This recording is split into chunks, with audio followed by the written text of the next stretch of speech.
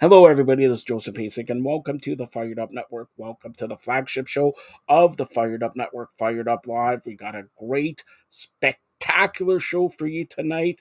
All-star caliber show. We're going to start with the coach of the York University men and ladies, Carmen Asako, where we discuss here on the soccer show, Canadian soccer, as well as the Nations League final. Also, we talk the MLS, EPL, and everything like that. Here is Carmen Asako. By the way, tomorrow no soccer show, so that's why I brought on Carmen today. Welcome to the flagship show of the Fired Up Network, Fired Up Live, and welcome to a special soccer show with the one and only Carmen Asako here. We're going to talk about the Nations League final. We're going to talk about Canada, MLS, and everything like that. There will not be a soccer show tomorrow. I'm giving the guys the day off there. But Carm, let's start off talking a little Canadian soccer here. Big news here. Retirements and Davey says that Barcelona doesn't want him. We want him. All right, we want him. Bundesliga wants him. Let's start off with Davies there. Yeah, Davies. I mean, he's had a massive club already, and he's proven himself over there already. So, I mean, with every big player comes that kind of big time moment. So I guess this is his. But as far as the system and as far as the club and as far as everything, he's at a massive place. And I think that he's at a place where he's developed incredibly well. Is he a Barcelona type player? I'm not so sure. Yeah. So, but there'll be a lot of suitors for him. Obviously, this year was a little bit injury riddled season, and he ridden, excuse me. And but he's still a big player at a big club, and the Bayern Munich's not going anywhere. They're going to be a big club for a long time. All right, Atiba, what your thoughts on him? I mean, yeah, he's 40 now. He's 40. He's done an amazing service to this country, in the good times and bad times, and was just an amazing soldier. Just everything what was good about soccer in our community. Homegrown Brampton boy. Played in the lower levels, OYSL. Went through provincial programs, did everything that he was asked of, and finished up a great career in Turkey, and he's a legend in Turkey, as he should be a legend in our country and recognized as well. All right, and let's talk about arguably maybe the best player right now in soccer, Kylian Mbappe, saying next year he may leave PSG to go to Barcelona, the big teams. Is there any thought that maybe Kylian could come to MLS? No chance. He's still going to be in the big European club. I think he's trying to do PSG a service by saying, hey, I have a year left. It's best you try to get something out of it for me this year instead of me leaving on a free next year. So I think he's trying to do them a service. Obviously there was the divine intervention of the French Prime Minister last year, and he's at a place where he's at a stage in his life where experience and growth and all those things, all those roads lead to Real Madrid. He's a Galacticos, and he needs to be part of that Galacticos world right now. So, and it's a scary young mix of young and old team. So that's going to be with Mbappe coming in. That's going to be a definite scary group to play against. All right, and just this week, the seeds have been confirmed for the 2023-24 Champions League. Any big surprises in the pots and everything like that?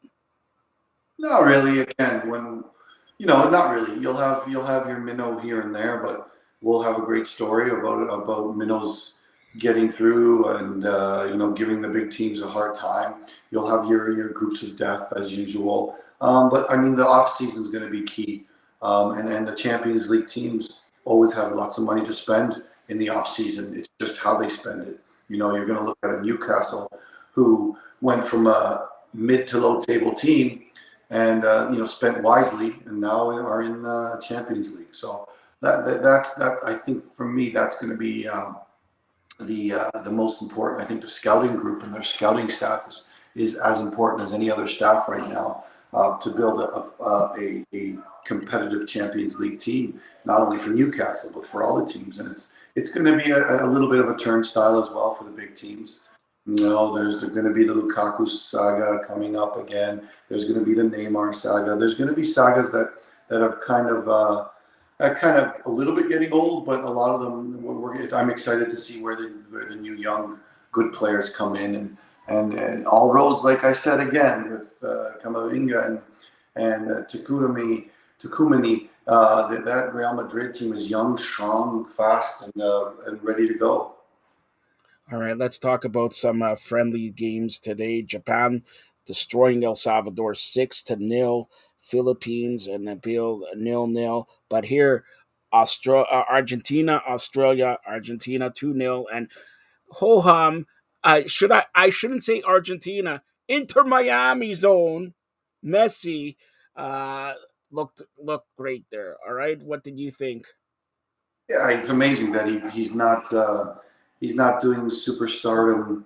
I need a break here, I need a break there. He's going to probably be ready to go in July, and he just loves the game. He just loves the game, loves playing, and he showed it again. You know, in games that are supposed to be pretty meaningless, but he was the best player on the field. And obviously, I know you're avoiding it because yes, Spain beating Italy on a very. No, we'll get to that. You know, I got to gloat. All right, we'll get to that in a second. We'll get to get. That's the last thing we're going to touch on. But let's look at MLS. Go ahead. No, Go ahead. let's stay away from Italy, Spain. No, no, no, no. We got to talk. You know, I'm Spanish. You're Italian. You know, come on. All right, but MLS here, TFC. Okay, let's look at TFC. They're in every match, and they tie or they lose, and but what do you think? We're already halfway through the season. Okay, what do you think? Do they have to fire the coach again? Do they have to make trades again? What do you think to get them over? They're not a bad team, but they're not the team we thought they're going to be. Well, I wouldn't be surprised if there's some housekeeping moves or moves that are going to make the locker room a little bit more sustainable. I don't think that's going to come unless Bob Bradley doesn't make the playoffs this year. I don't think that's going to come till at least the end of the year. The off season might see some big changes. You never know, and maybe even some local names getting opportunities in that TFC environment. But I wouldn't be surprised if a Bernadeschi's gone in the next window. The next, it's coming up in July, the next movement window, and I wouldn't be surprised if someone like Bernadeschi, who kind of dug his own grave and he thinks should realize that the grass isn't going to be greener on the other side. But I'm sure they're in the process of doing something with him, maybe Insigne, talking about Europe again. So who knows? There's a lot of cleanup to do, but I don't think Coach Bradley is going to be part of that cleanup. I think that he's going to have the opportunity to work with a committed group, and I think he's going to have the opportunity to work with a leadership group that believes in what he's doing and believes who he is. And again, on the field, the big question mark is, as always, has been that number 9, a solid number 9. You know, there's been jokes about Josie Altidore maybe coming back, finishing his career this year. You know, it'd be nice, but is it the answer? Not really. He came on against Toronto when New England beat them in Toronto, but he didn't show that he was head and shoulders above anyone. So, yeah, lots to do, lots to clean up, lots of. Do you take a chance on Javenko? He hasn't played in 2 years. Yeah, but if it's Altidore or Javenko, where would you go? Neither. Okay, fair Neither. enough. Neither. There's a lot of good players you know, that can score goals. Although MLS is not an easy place to score goals. You know, Sapong has shown to be, you know, a decent. I don't know if he's going to be able to do that game in, game out for the next, you know, 30 games. But I think that he's a decent, not spot, but, you know, start every 1, 2, or 3, 2, and then come off one. And he's not he's shown not to be that typical number 9. He's coming into pockets a little more, not staying as high. And in a system with Bernadeschi and with Insigne, if that still goes on, or in a system where a 4-3-3 exists, they need that number 9 to occupy center backs. They need that number 9 that's going to force them to be to keep 1v1s. And they also need, you know, like look at the last lineups. Richie Laria, Mark Anthony Kaye has had spend some time in the center back position. So like, there's a need for a center back. There's a need for a center back. And you know what? They got rid of Lucas McNaughton, who's been doing fantastic in Nashville. Obviously, that's got to be sustained. But you know, there's so many ifs, ands, and buts right now that there's going to be a lack of fluidity and a lack of kind of chemistry on and off the field for a while. But I mean, I know they have a good leadership group, and you know, I know that and then Michael Bradley should be back soon as well to solidify that kind of leadership group. But right now, it's just a torn group, and I've been part of groups that are torn, and it's tiring and it's tough on a coach. So you know, but someone with Bob Bradley's pedigree and Bob Bradley's resilience, you know, he's been in this game a long time. I think that he's not going to give up on this situation, and he does have some good group players in his leadership group. By popular demand, Carmen Asako asked for this. So the Nations League finals opened up today. Spain, which heritage is mine. Italian, which heritage is yours. All right. And we had a bet here. I know you don't remember the bet we had. I said if Spain beats Italy, you're gonna give me a year's supply at Nino D'Aversa. If if Italy beats Spain, which they didn't, all right, I will go and eat spaghetti for the rest of my life. Thank God I don't. All right. So the score 2-1 in the 88th minute. Spain scoring the goal. Great game. It starts off in the 3rd minute with Spain scoring, and then a penalty shot in the 11th minute, and then a lull throughout the match there, and then at 88th minute, Spain finally scoring. Forget about, I'm Spanish, you're Italian, but what did you think of the overall match? Overall match, sloppy. It should have been a cleaner match. It should have been a more identifiable match. But you know, it was just sloppy for the Italians. Obviously, some selections like Bonucci starting the game and obviously giving away the first goal was surprising to everybody. But it was nice to see Fratesi come into the lineup and score a goal that got called back. But he was lively for Italy. And the Spanish were better, created more opportunities, but not convincing. And Simon made an incredible save to keep it up. Well, so that's and then they got the Spanish got a kind of uncharacteristic, go mucking. They mucked it in the net off of off of rebound and all that stuff. So it was not clean. Most of those players are still in club mode, and there was a lot of substitutions that weren't necessarily due to chemistry or due to tactical. They were due to, let me see what this guy can give. Let me see what that guy can give. It was a very uncohesive puzzle for both teams. But I thought the Spanish were better. But the Italians do what the Italians do. They defend well in their box. They come out in situations and created some very good opportunities. But it'll be interesting to see. It'll be interesting to see how Spain deals with the Croatians, who's a very cohesive unit. Because that's what I want to touch on. The next Father's Day, June 18th. Let's first start. You started off the 2:45 Croatia Spain. There, Croatia coming off. They beat Netherlands 4-2 in extra time there on June 14th. So what do you expect? That to me, Spain plays very tactical, pass, TikTok game, and Croatia breaks legs. Put it that way. Okay, so this game is going to be either 0-0 or 1-0 game, and it's going to be very physical if there's a physical soccer match. What do you say? Yeah, I mean, I think that it'll be just the cohesiveness or the lack thereof in the Spanish game. Although they had some great moments, some brilliant moments against the Italians where they were so connected.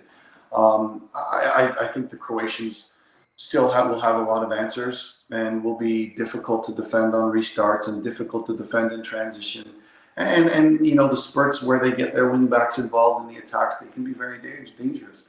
But it's going to be a question of how good the Croatians defend, 20, 30 yards from their goal as well. And that they've proven over and over and over and over and over and over that they find ways to get results, whether it's finding goals or finding opportunities to stop goals. So I'm going to say Croatia wins this one. And then Modric, who and company, kind of finally lift the trophy.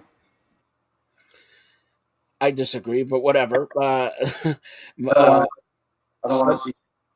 So Sunday at 9 a.m. Your team. So first of all, they're going to wake you up early for Father's Day. Then 9 a.m. Netherlands and Italy. Good matchup. I know you're going to say Italy's going to win, but it's this game for Italy. Now it's I don't want to say must win, but it's sort of must win for both teams because Netherlands lost last Wednesday also. yeah, I mean, again, a lot of the players, it's tough to get motivated because they're in vacation mode already, Yeah. right? So so we'll see how much intensity and how much will to win and desire is going to be in these games.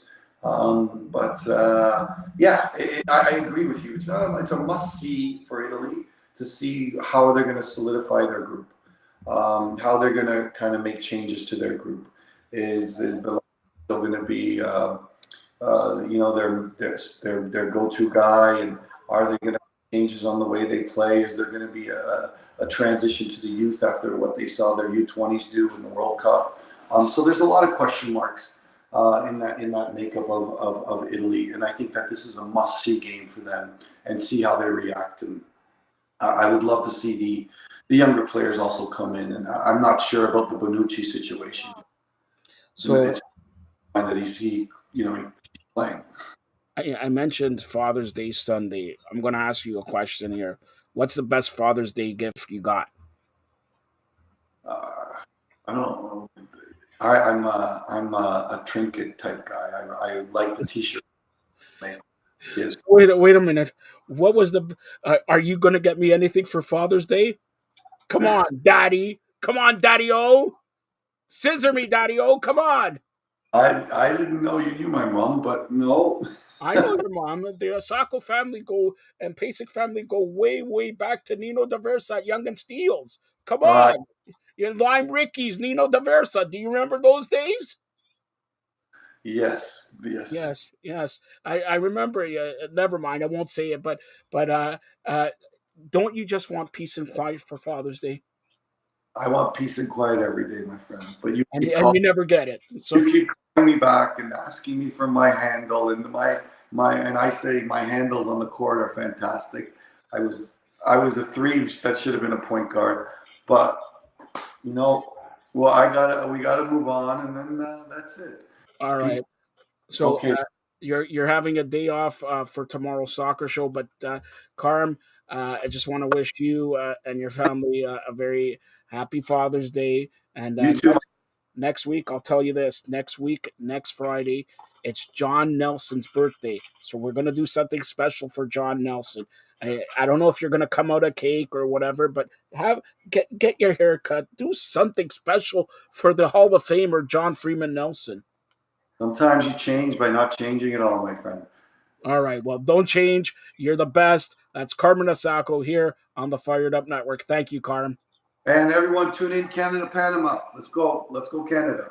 Let's go, Canada. You're going to sing the national anthem when they win, right? All right. Thanks a lot, Carmen. All right, boss. That was Carmen Osako talking about soccer and everything like that. So, again, happy Father's Day to all the fathers out there on Sunday, and Carmen Osako. And that was not a joke. The Sacco and the Pasek family go way, way back, Young and Steeles area and everything like that. That's why we mention all the time Nino D'Aversa.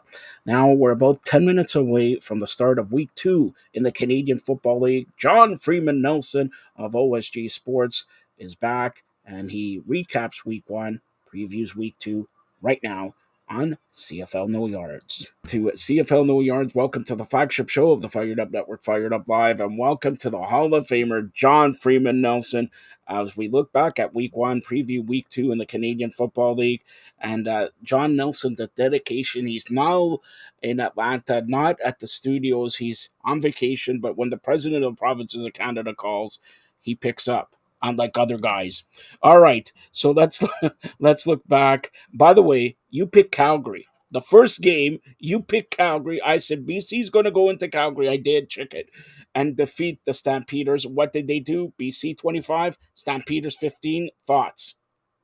Well, I mean, once again, why is it that you always sit there and mention the go rate for the president of the provinces of Canada, PPC? We always know that the PPC, his whole shtick is going to be at about 80%.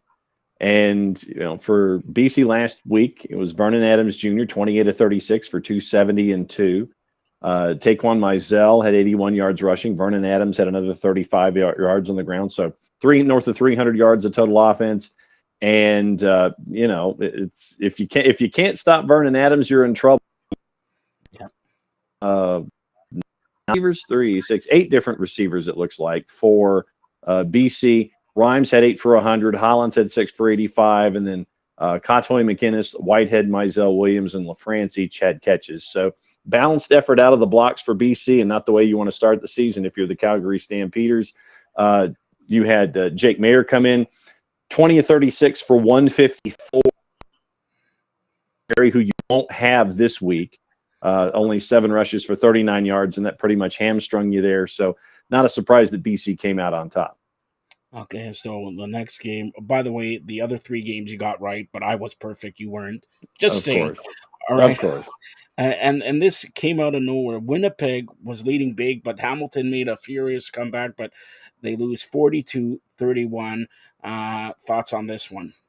I mean, Zach Collaros, I pretty much had figured that as Collaros goes, Winnipeg will go. And I think, kind of teasing what's going to happen this week. I think it's going to happen again. Bo Levi Mitchell only threw for 197 out of the blocks. You end up with a TD and 2 picks there, only 66 yards on the ground. So Hamilton's going to have to figure out how to do things differently until the offense, get tracked. And then, we mentioned Winnipeg, Zach Collaros, 21 of 31 for 354 and 3. Brady Oliveira rushed for over 100 yards. So the offense that you were looking for out of Winnipeg came up big with Zach Collaros. And I think, like I said, for me, that's a tease for later on in the show. All right, another game. Of course, we got this one right. Montreal close, beating Ottawa 19-12, a touchdown, and the final game. And like I said, Edmonton, are going to be a sneaky. If you're betting on the juice boxes, Edmonton's going to have a big spread, and I said they're going to cover it. Saskatchewan coming back and defeating Edmonton 17-13. First, let's start off with Montreal. Yeah, I mean, Montreal, the way that for me, Montreal has always been a second half of this inside. And getting out to playing a handcuffed Ottawa team, that's always going to help you coming out of the blocks. You win in this one 19-12, and you figure with Montreal once again, you're like, you figure that they'll end up sooner or later. But for a quarterback, and we look at them and we go, as far as Nick Arbuckle goes, that's how Ottawa's going to go. And so Nick Arbuckle did not throw a touchdown pass, threw for 3 picks. He had, you only had 60 yards net on the ground. Quan Bray was your leading receiver. And, Ottawa just did not get a whole lot going offensively. Cody Fajardo, 14-21 for 261. He didn't get a touchdown pass, but he did get the one rushing touchdown. So you figure with these two teams, it's probably going to be defense first to help you out until the offenses get on track. So keep an eye on them in the subsequent weeks. You mentioned the Saskatchewan score. I know that a lot of folks really aren't expecting a whole lot out of Edmonton. I think it's probably a season for the Elks coming up here in 23. And, you look at the player numbers and you're going, okay, Trevor Harris, 20 of 33 for 179, 1 and 2 for Saskatchewan. And you end up with a group of over 100 yards rushing, over 120 yards rushing. And then for Edmonton, Taylor is 13-25 for 202, 1 and 2. You don't get a whole lot of ground help there for Edmonton. So until you can get more of that balance from both of these teams, more specifically for Edmonton, it might be a long year for the Elks. All right, so tonight, 7:30, minutes away, we start week 2 with Calgary at Ottawa. Of course, we touched on the games in week 1, Calgary losing and Ottawa losing also. But I have a sneaky feeling, and I'm usually never wrong with these, okay? I think Ottawa playing at home. I think Ottawa goes 1-1. Calgary starts 0-2. What do you say? I think you're right. I think that, we mentioned that they're not going to have Kadeem Carey for this game, and I think that's going to be big for the Stamps.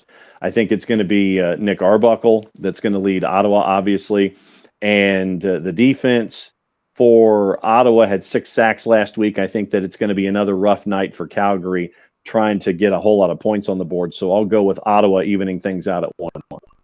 All right, so Winnipeg, Saskatchewan. I'm calling Winnipeg in this one. What do you say? Right there with you. They'll go as far as Zach Collaros goes, and I think Collaros puts up a big number for the second week in a row. Edmonton, BC. What do you say? Nobody's going to pick Edmonton. I don't think Edmonton's going to win, so we'll go with BC. There you go. I like that one. Correct. All right, and then Father's Day night at BMO Field. The banner will be raised. They'll give the first 10,000 fans, 15,000 fans, but there's going to be 2,000 fans. Replica rings. The rings, I don't know if you've seen it, John. Really, really nice. Hamilton and the Argos. Oh, I've got to go with Chad Kelly and the Argos here. I think Hamilton right now hasn't done a whole lot offensively. They scored on special teams and on defense when they lost to Winnipeg. And last time I checked, if you don't score on offense, it's going to be a long day. So I'll go with Toronto getting the Duke and Chad Kelly putting up a big number. Well, that's... Do I see that we're not different this week? Something's up. Maybe you should be in the mountains every week then. You're going to go perfect. You're going to go perfect. Hey, man. I mean, I will take a 4-0 week. That means that I'm still only 1 game behind you in the standings after 2 weeks of play. So I will take it. Trust me. All right, John, tell everybody how to get a hold of you. And by the way, for the fans who are watching or listening, John will not be doing the soccer show. So you get the best of John Nelson right here, right now. Next week, we have a big show planned, but go ahead, John. Easiest ways on the Twitters at OSG Nelson. And you can follow along on the OSG Sports app, available iOS and Android. Soccer Down Here app, Soccer Down Here Daily Radio, 9 a.m. until 11, 9:05 to 11:05. We're gone to Turner time. But as you see here over the shoulder, number 6, Noble Strong Lessons in Destiny. You do a John Jon Nelson search on Amazon, or a Noble Strong search. That's book number 6. Books number 7 and 8 are in planning. Great story from a fantastic family in a small town as they were fighting one of the biggest battles you could ever fight, and how the town came to just wrap themselves around them as the team that the coach was taking care of was chasing after a championship. So Noble's Strong Lessons in Destiny, Amazon right now. All right. Enjoy your vacation. He'll be back next week. Thanks a lot, John. Anytime, my friend.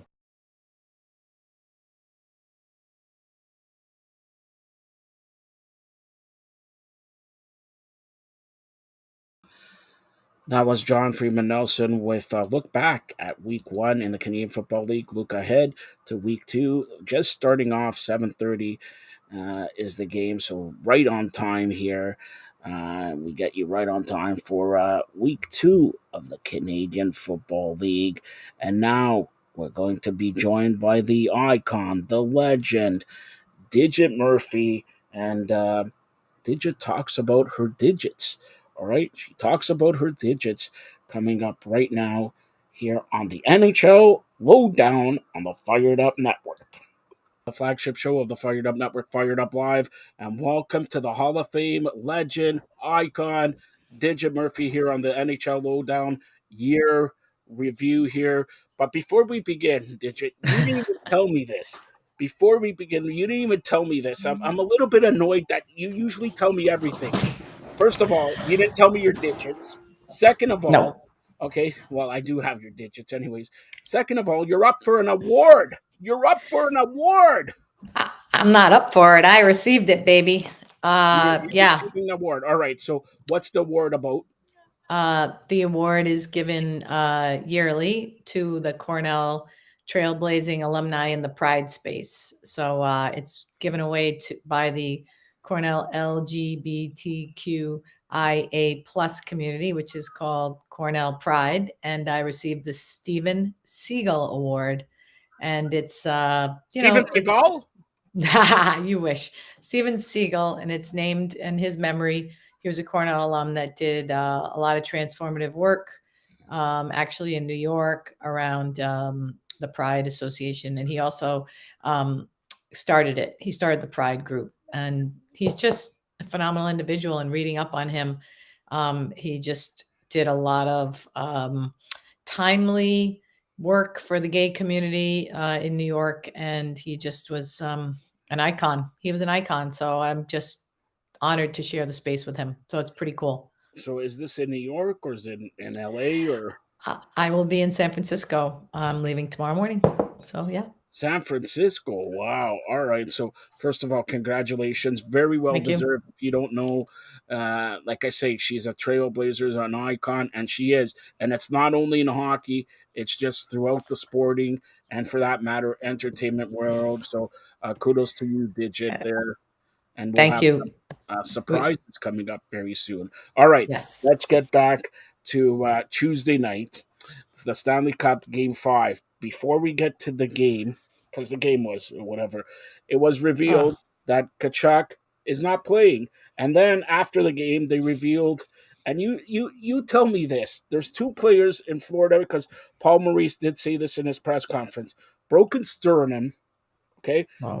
for Kachuk, and Ekblad had 2 broken shoulders, a broken hand, and still played game 5 and scored. And you talk I about guys that Yeah, scored. I don't know. I think a sternum, it really, you can't tell me that Kachuk wouldn't have played if he couldn't. I just don't believe that. I don't buy All right, it. what's a sternum? Like It's right here. It's in the middle of your rib cage, so it probably affects your breathing. It was probably much more dangerous if you take a hit like that. I mean, it could puncture a lung. It could be life threatening, and that's probably what they consider. But again, I'm not a doctor. But if Kachuk could have played and they could have had him in the lineup, trust me, doctors around pro sports would have had him in the lineup. So I have to go on the side of the doctors and err on the side of safety. There's another year to play. What if you can't lose Kachuk because yeah, of that?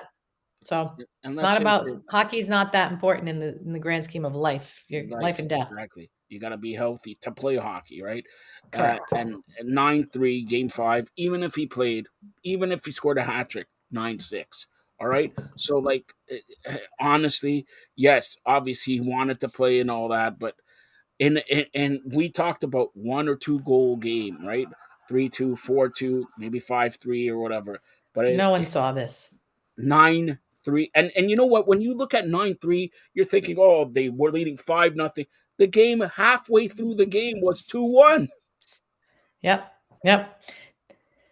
I think that's just the strength and again, I'm going to go back to Cassidy. His defensive structure breaks teams. You cannot break by that wall and they're trying to enter. They try to enter. You're using all your energy and all of a sudden you hit the wall and you can't perform anymore. You're tired. He's got 4 lines humming. It's really a methodology throughout the whole playoffs that he has continued to do, right? The whole playoffs, 4 lines. Look, if he doesn't dress Phil Kessel, I mean, he's a son of a what.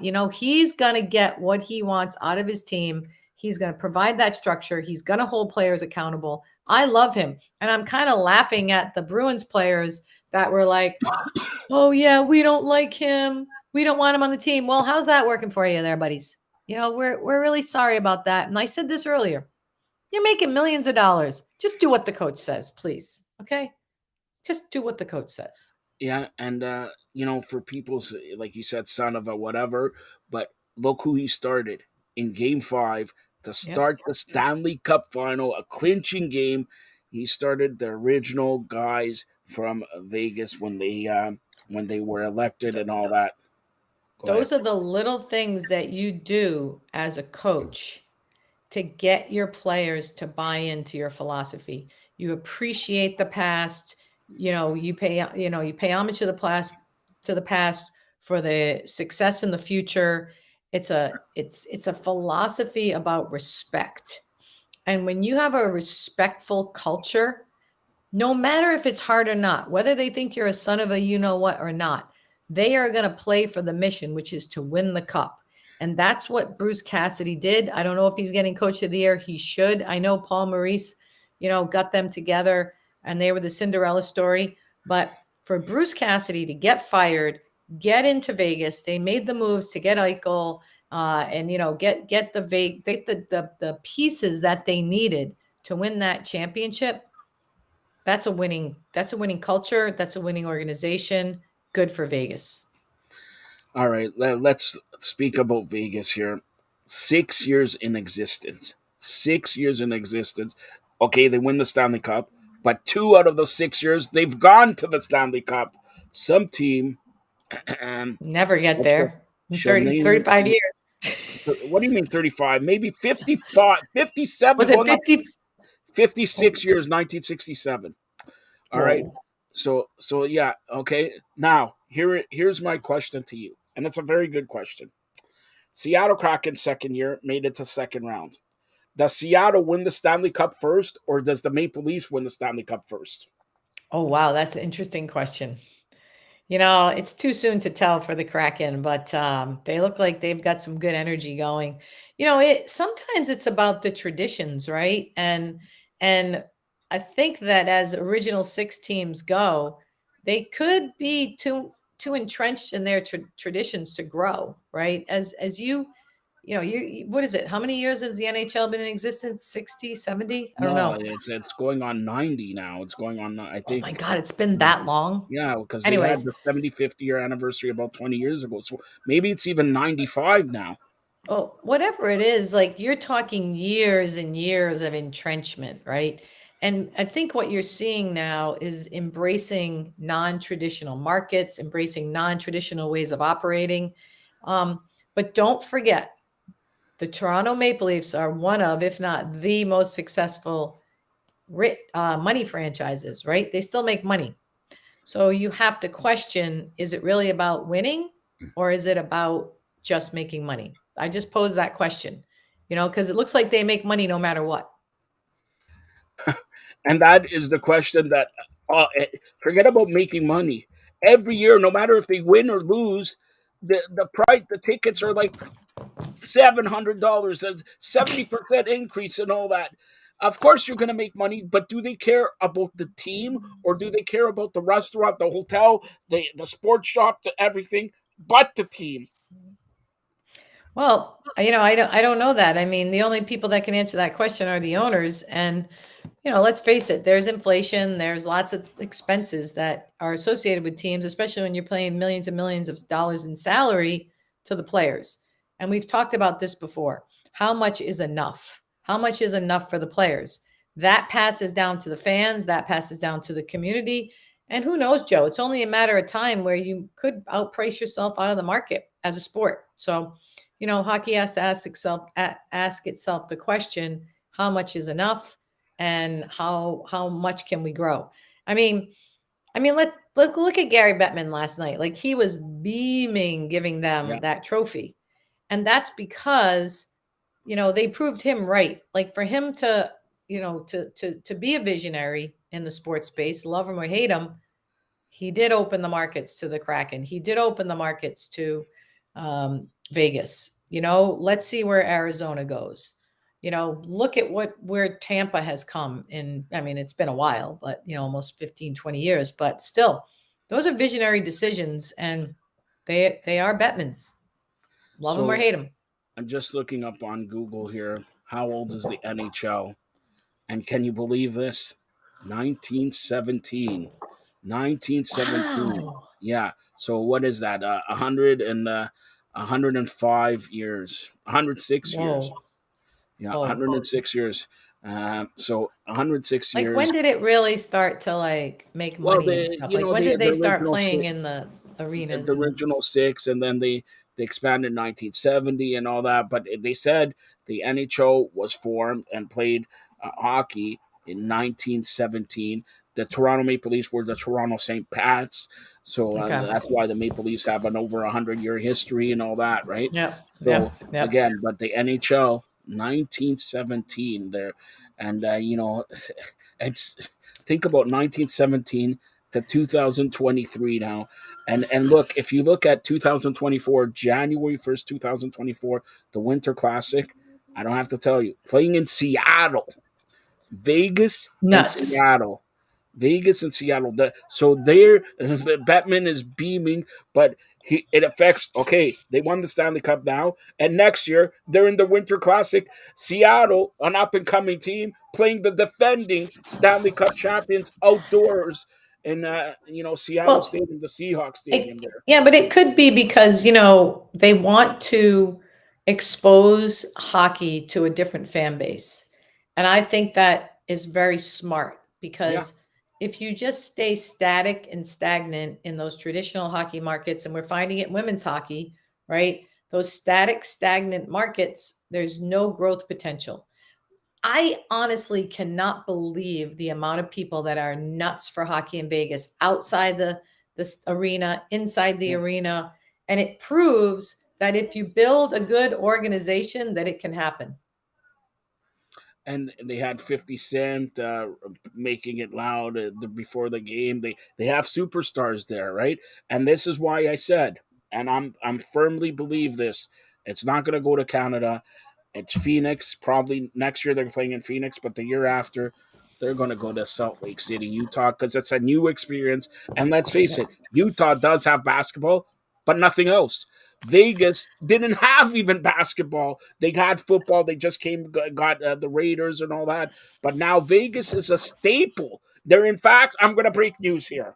I will break Yeah. the news. The president of Provinces Canada has heard little birdies telling me next year's draft, 2024's draft, is in Las Vegas. Hey, There, why not? Why why not? not? And Where's my why not? credit? You're getting an No, award. What about it's a me? good.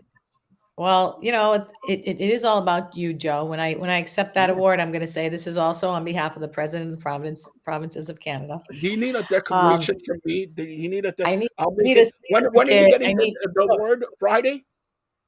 Saturday. But you know what I need? You know that chain that the mayor wears, Scarpetti of Yeah. Markham? I Yeah. want one of those.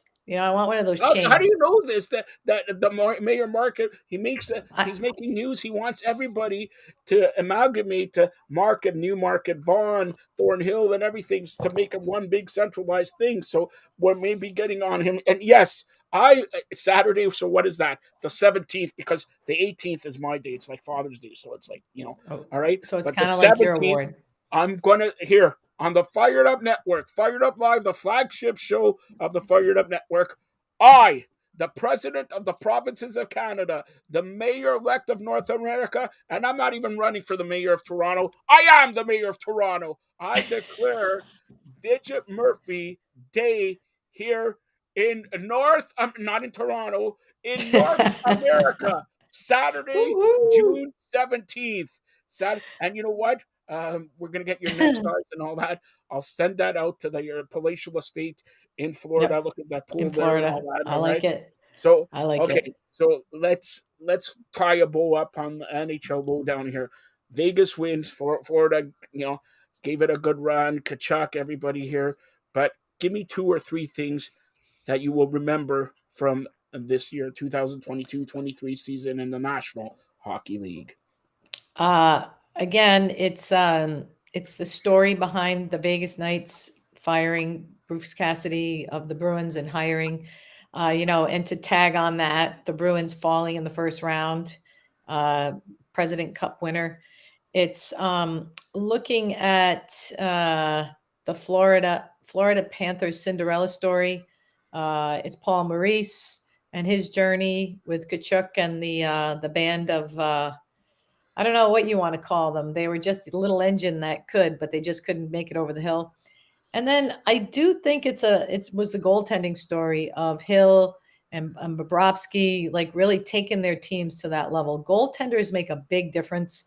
And you and I talked before the show.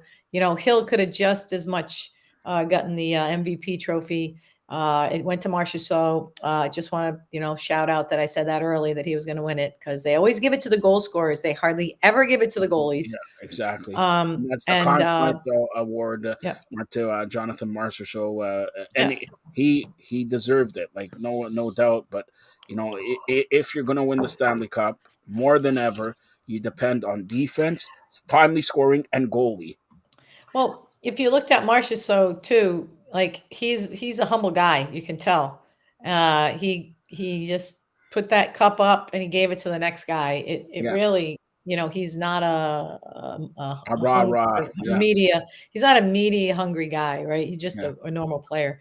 I really liked it, and I think Stone did a good job. But those are the 3 things that I remembered. All right, Think were memorable.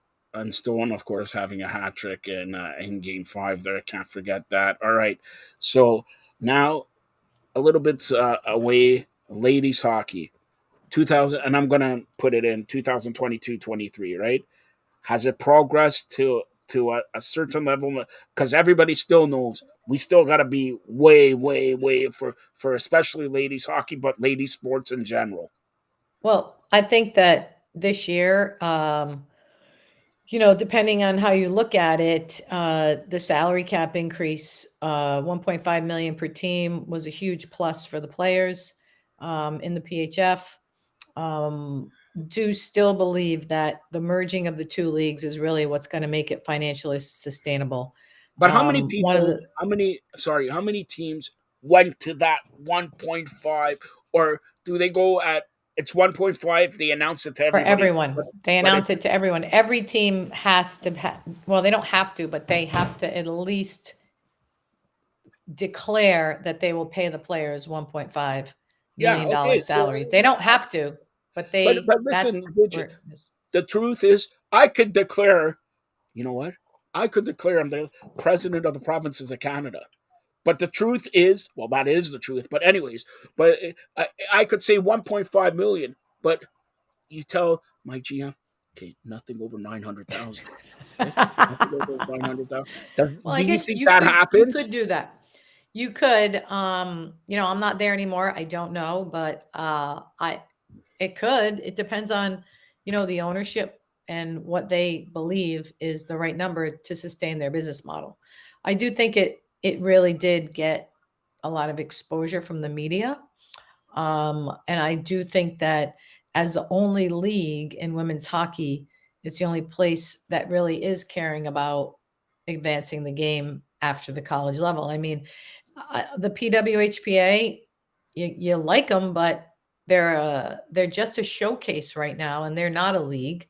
And in order for women's hockey to truly succeed, those two leagues must come together. So I implore the two commissioners, Jana Hefford and Reagan Carey, to really work out a deal where they can work together, because it's the only way we're going to succeed. We're better together. Everyone knows that. Women's hockey is too small of a world that they can exist in two separate leagues. I mean, men's hockey learned it the hard way when they had the World Hockey League and the NHL. They merged. I mean, it's going to happen, or one of them is going to fold. And right now, the PHF has way more financial momentum right now, the way that they're structuring it from a team by team basis. Hopefully they can sustain. We'll see. All right. So, final question here, and like I said, not only for hockey but for sports. Is there one sport that you in particular want to grow it like you've grown it from hockey? Let's say starting from the ground up again, you're going back, you're out of the hockey circles, which is true. You're out of the Yep. hockey circles right now, Well, and well, sort of, okay, sort of. Okay? Sort of. Yeah, if somebody rings your phone, you're going to seriously think about it and all that. I'm not giving away anything, but is there no. any other sport that you want to concentrate and say they got a good footwork and let's move it along like we did with hockey? Yeah, there are actually a couple of sports that we have talked about, Aranda and I, in the United Women's Sports Leagues, that we've really wanted to elevate. Lacrosse was one of them, and we did that, and we started the first pro league. So would love to see a league again. Athletes Unlimited, nice model. It's not a team model; it's more player centric model. They play games. It's kind of like the PHF, kind of. They play showcases and pay players.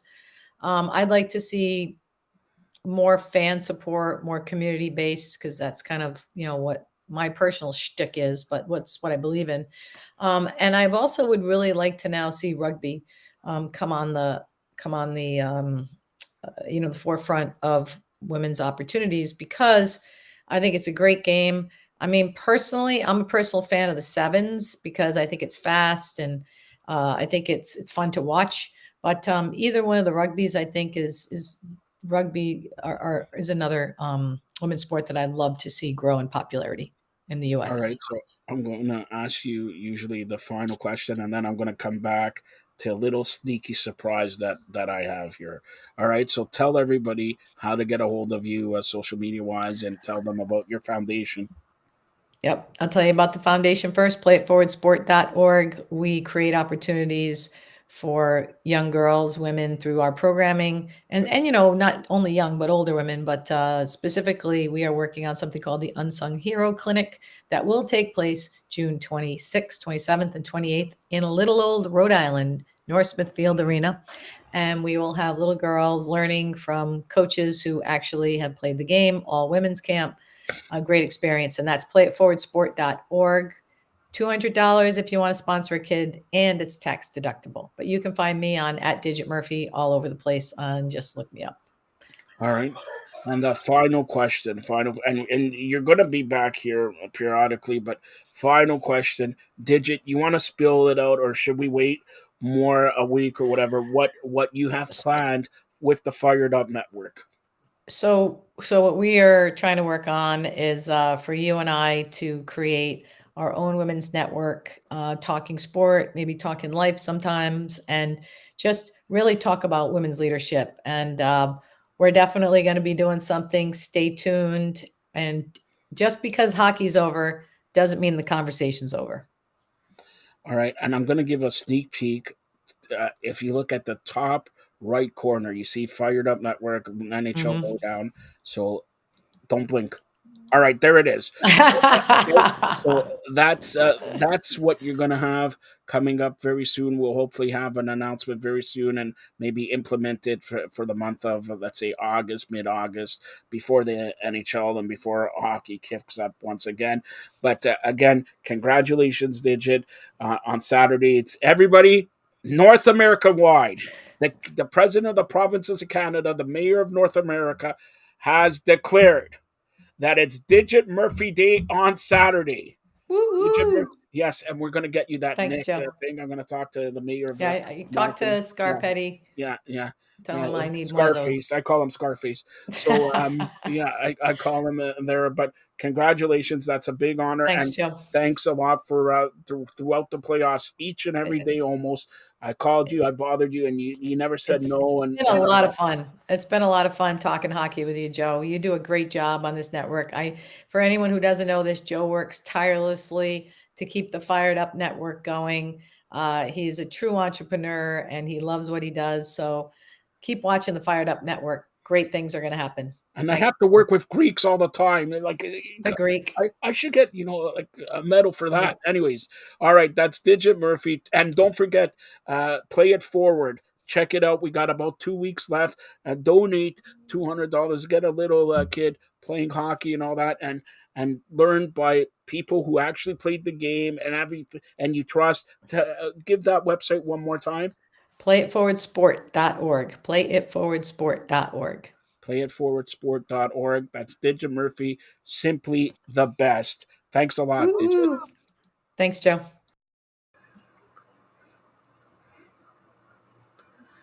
That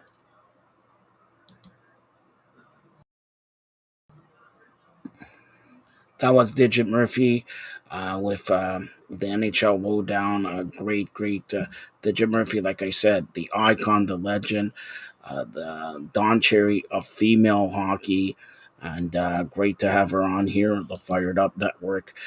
By the way, like I mentioned, there's no soccer show tomorrow, but tomorrow, where Femme Fridays is back. Yes, Femme Friday is back. The Renaissance Mama, Courtney Riddell, and the Blaze tomorrow.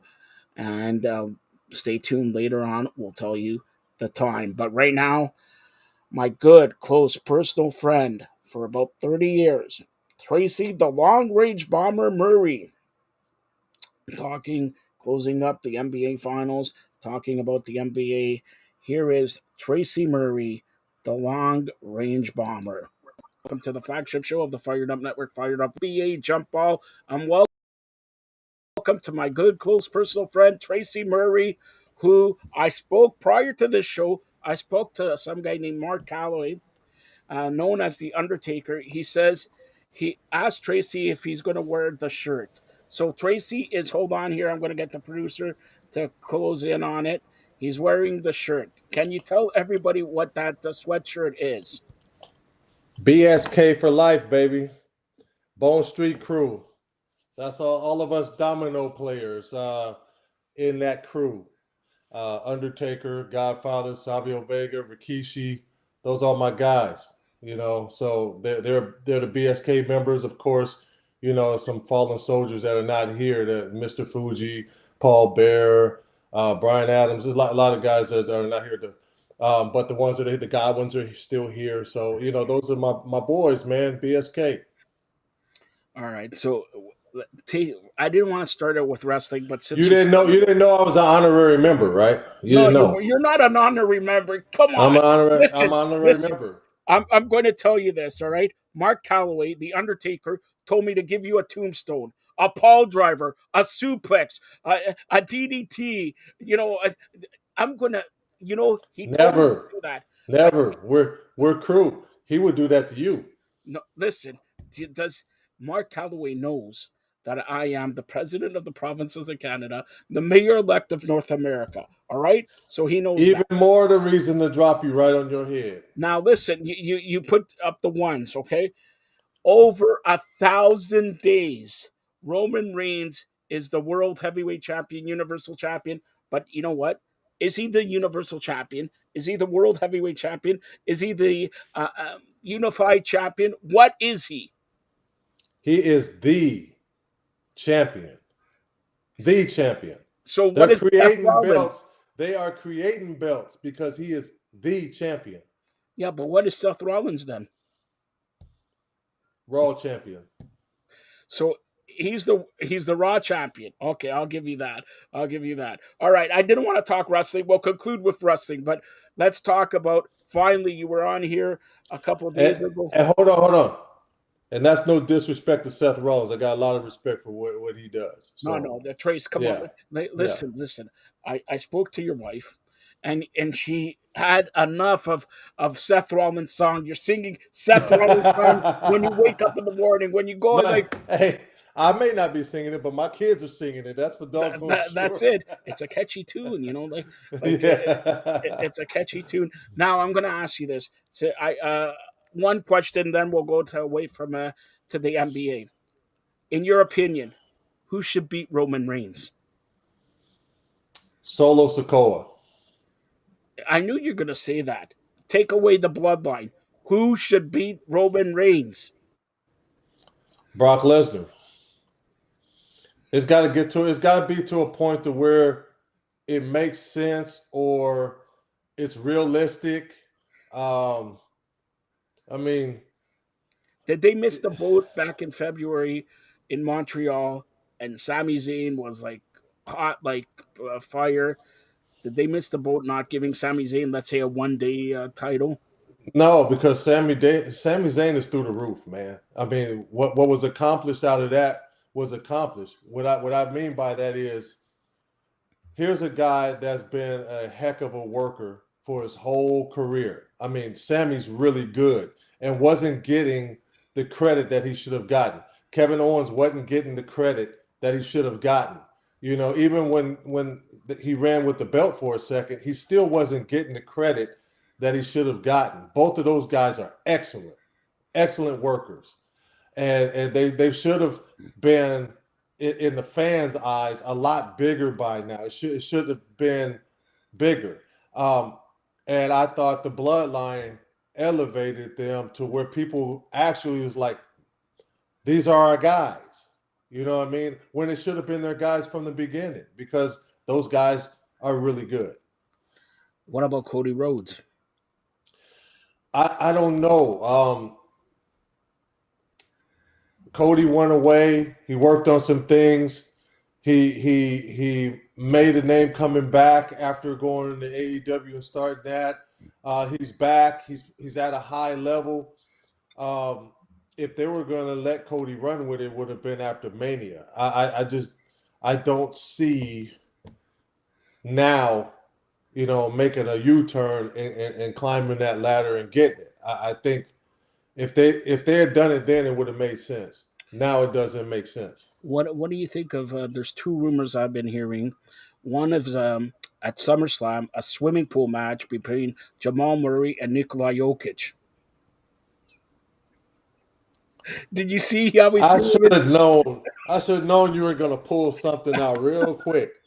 Did you see how he threw him into the pool? The best thing is the Canadian.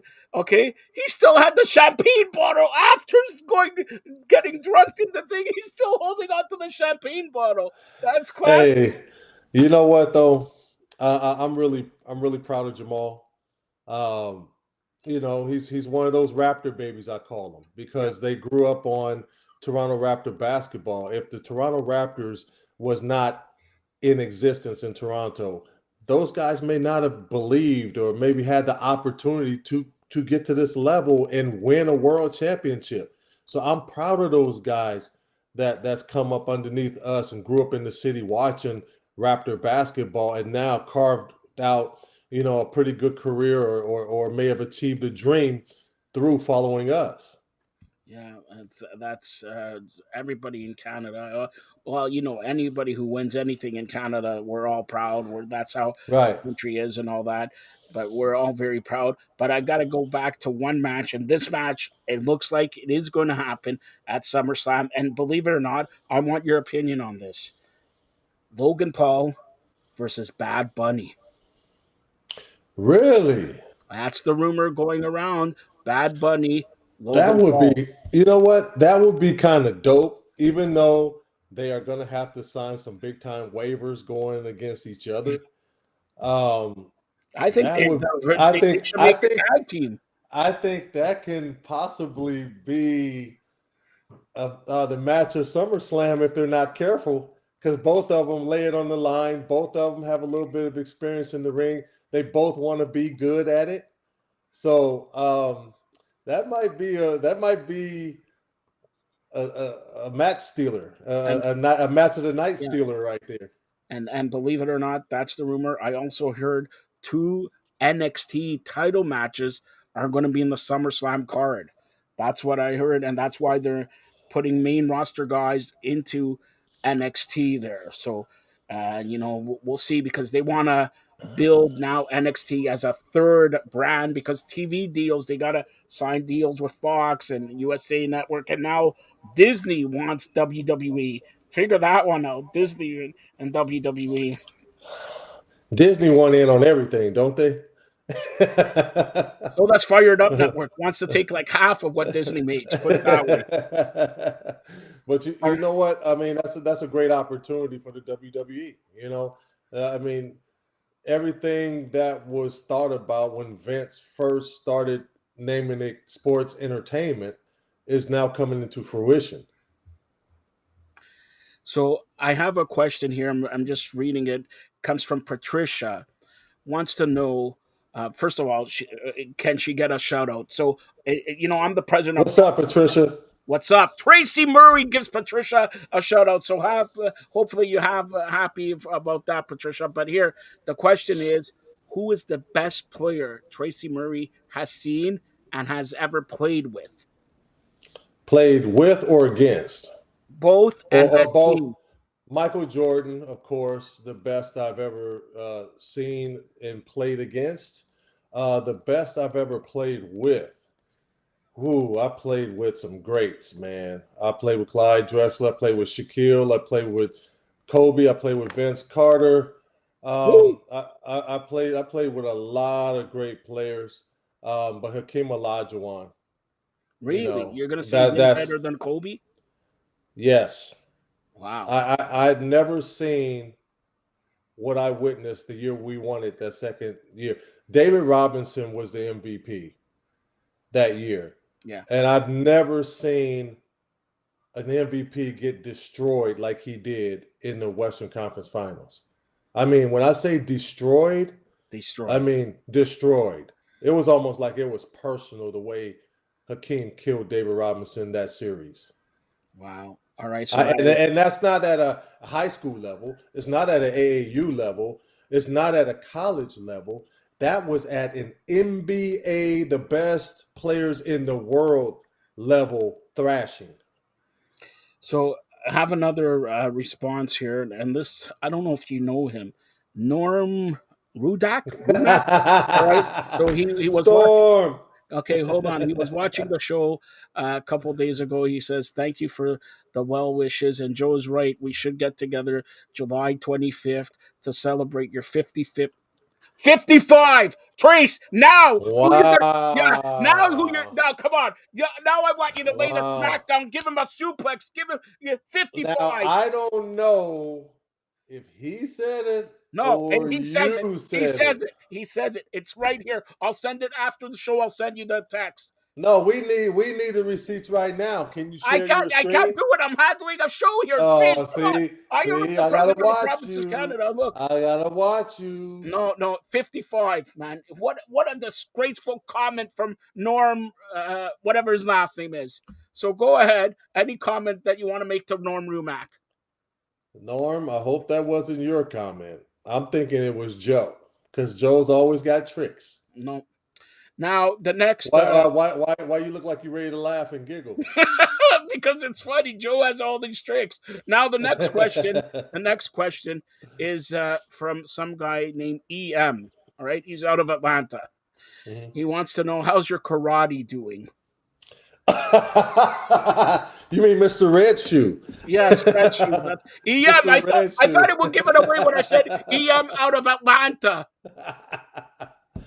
Ernest the Cat Miller, what's up, brother? I'm staying out of the way of your red shoe. But you know what? There's a nice big target over here to my left. Yeah, Norm Rumack. And kick his head off whenever the chance you have to. You're always talking about big heads. That's a big enough head right there for you to kick off. Listen. Listen. This is how you cut a promo. All right, Ernest the Cat Miller, man. Those red shoes. If he does anything with me, if he gets in the ring, I will polish off his shoes. I will polish his shoes off and make it red to black. All right, because I'll make him black and blue. There you how you Ernest. If you want to come on and rebuttal here, you're more than welcome. All right. So enough with wrestling talk. All right. Ernest, you already know he doesn't know if he wants to be a baby face or a heel. You already know that. A tweener. All right. So let's go to the NBA here. Okay. We talked when we were on last time with Alex and Drew and everything. We talked about Denver's probably going to win. They won. Okay. But were you surprised at how close? And let's give it to our boy Nope. Kyle Lowry, where he showed all the heart, the determination, everything. Let's give it to Miami. Go ahead. He also showed championship experience. Yes. Because when everything was falling off the wagon for Miami, he kept it together. He kept them in it. He kept them fighting. He made big shots. So his championship heart, you saw it in that final game. You saw Jimmy Butler step up at the right time during that game. I thought he should have shot that last ball that he threw it away to Caldwell Pope. Yeah. But you saw his fight towards the end. He struggled for 3.5 quarters, and that last 5 minutes, he just went to work. I haven't seen too many people put that many back-to-back buckets together to try to win at the end of a game, and Jimmy Butler did that. I just think that Miami is a couple of players away from winning that. They were a healthy Tyler Hero. They were maybe a power forward, maybe away, because they What were about a smaller. Damian Lillard? They were smaller. They were smaller in every position, really. You know what I mean? Yeah. And Denver pretty much overpowered them. They were taller. Their defense, when they locked down, it was hard to shoot over the top of them. They were just longer, bigger, stronger. And I don't think Miami had the size or the depth to deal with Denver. Now, Nikola Jokic, is he the best player in the NBA right now? Or you go with the Greek Freak, or you go who in your eyes is the best player in the NBA right now? Who's the champion? Jokic. And he was the MVP 2 years before this year. Yeah, and he should have been this year. And could have possibly won it this year. Yeah. I mean, I think right now he is probably the hardest person to game plan for, to scout and say, okay, this is how we're going to scout Denver and play Denver, and this is what we're going to do against Jokic. Because he always has an answer of how you guard him. I mean, for a guy that is not as athletic, quickness, leaping ability, but his size and length and his basketball IQ, his fundamentals, the way he can pass, and then to be that big and knock down 47% of your three-point shots. I mean, he's unstoppable with the floater in the middle. Once he catches it at the free throw line area, and he takes that one bounce and he floats it over the top. I mean, this guy, what doesn't he do? He can post up. I mean, what can't he do? I say the only thing he didn't really do well in the fight in that last game was shoot free throws well. But that was the whole team. The whole team struggled from the free throw line. It looks like they were tight, right. And they were extremely tight, and that's why the percentages of both teams were down. Once they loosened up and it was winning time, then you start to see them start making shots. You started to see guys, get stops, make the extra pass. It was a really good game. I knew it was going to be close. It's the hardest thing to do when you're trying to win a championship is to close a team out in the end of their season, in the end of the year. And they're going to fight. They're going to give it their all that last game. And that's what Miami did. Congratulations to Denver. All right. So here it is. If you say Jokic is number one, who's number two? Probably the MVP, probably Embiid. Because he did give him the respect of having that MVP. Maybe this year, maybe you give it to him. Um, I think this will be a different story completely if Giannis didn't get hurt Hmm. in the playoffs. If he didn't get hurt, I don't think Miami makes it. I Yeah, think I think of course, Milwaukee goes further. And who knows what would have happened with that Milwaukee Boston series because it's different matchups. yeah, yeah, yeah. So I just think that Miami was a bad matchup for Boston. When Giannis went down, then it became a bad matchup for Milwaukee. Because they're going to grind it out, they're going to fight, they're going to defend, they're going to be physical. You know, you have guys on that team that's tough. So a couple more questions with Tracy Murray here. So we're heading to the draft now. Okay, forget about Mhm. who's being drafted and all that. There's some rumors that there are going to be massive trades at the draft. So I'm going to ask you, Zion Williamson, put on your GM hat. Okay, you're the GM of the Fired Up Network. Okay, so put on your. Do you move him if the price is right, like for a top? Yes, Okay, now yes. if that team that takes him is that team mentally something wrong with him because he's not going to play more than 30 games? You know what? I love the kid and his athletic talent to be so big and strong. But what comes up must go down. Um, a guy his like he's probably a legit 6'7", probably, Yeah, right? But he's like 285, 290, yeah, right? yeah. And if you jump that high and you come down and your body keeps taking that, Pounding, yeah.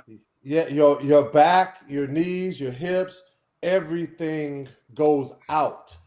I said from the beginning, he had to trim down to at least 220. 250, Okay. 245, 250 at that size. Then he'll be able to jump higher and land a little bit softer than what he's landing. And he can last longer and be effective. But he's still trying to play at 285, and that's way too heavy for a guy my size. Exactly. Now, number one pick, obviously, they say he's like the next Michael Jordan and all that, and he falls to San Antonio. San Antonio Mhm. always happens to David Robinson, Tim Duncan, and all that. Okay. What do you expect from him in the first year for San Antonio? Is San Antonio automatically making the playoffs next year? I expect him to be a rookie, man. People always try to put high expectations on people. He's playing in France. I played in France before. It is a high level basketball. That's where Tony Parker comes from, Boris Diaw comes from, Rudy Gobert comes from. I played in that, so I know that it's a high level basketball. But at the same time, he's a kid. His body needs to mature. You can't expect greatness within the first year he gets there. There's only been one guy since I've been watching. Now, I wasn't old enough to watch Kareem Abdul-Jabbar's rookie year, but from since I've been watching, What are you there's only talking been. about? You're 55 years old, See, according to there you Lumac. go. There you go. See, there you go. I knew you was going to jump on that, but there's only been one guy that was ready right from the beginning, from the time I've been watching basketball as a kid all the way till now, and that was LeBron James. Why? He was 6'8", high basketball IQ, super duper athlete, 265. His body was Solid. built to take all of that pounding, and he was skilled enough to play within the And he's NBA still going. frame. And now let's think back to it. It took Kobe, Tracy McGrady, uh, Al Harrington, Jermaine O'Neal, Big Perk, and whoever else were all right out of high school. It took all of them 2 to 3 years before they became who they were. Kevin Garnett. Kevin Garnett. Yeah. It took them 3 to 4 years. Now they had flashes of greatness throughout that year and the second year, but on a consistent basis, they became who they were in that third year. Yeah. Yeah. Their bodies had to mature. They were young. Yeah. So, in your estimation, would this year's give him like 3 years, man. Okay. And then you'll start seeing somebody that's like super duper special. Right now, at his size at 7'5", he is a 7'5" Durant right now. Yeah. A 7'5" Durant can like off the dribble. I'm not saying he's good as Durant. I'm not saying that. Yeah. I'm saying he's similar. Yeah. Long, skinny, ball handling, shooting it, creating off the dribble with somebody that tall. He's not the typical 7'5" guy, Yao Ming, back to the basket, pound you and throw hooks. He is Kevin Durant, one-on-one, guard me if you can, skill set. You know what I mean? Okay, so I'm going to ask you a couple more. Where do you think is the best fit for Chris Paul? Lakers? Everybody's saying Lakers, but the Lakers don't need to get older. If they can get him at the veteran minimum, snatch him. But if he wants a high price tag, you can't do that if you're the Lakers. You got your priority right now is Austin Reeves and Rui Hachimura. You got to sign those two guys and try to keep together as much as that team as possible because they're only a couple of pieces away. I honestly think they were a healthy Mo Bamba and a wing defender away from winning it all. Yeah. Because you can't. I'm not going to say point guard because LeBron was handling the ball most of the time. Yeah. And he was making the decisions for everybody, right? Austin Reeves, he deferred to Austin Reeves a little bit this year because he trusted that Austin Reeves was going to go and he was going to get buckets.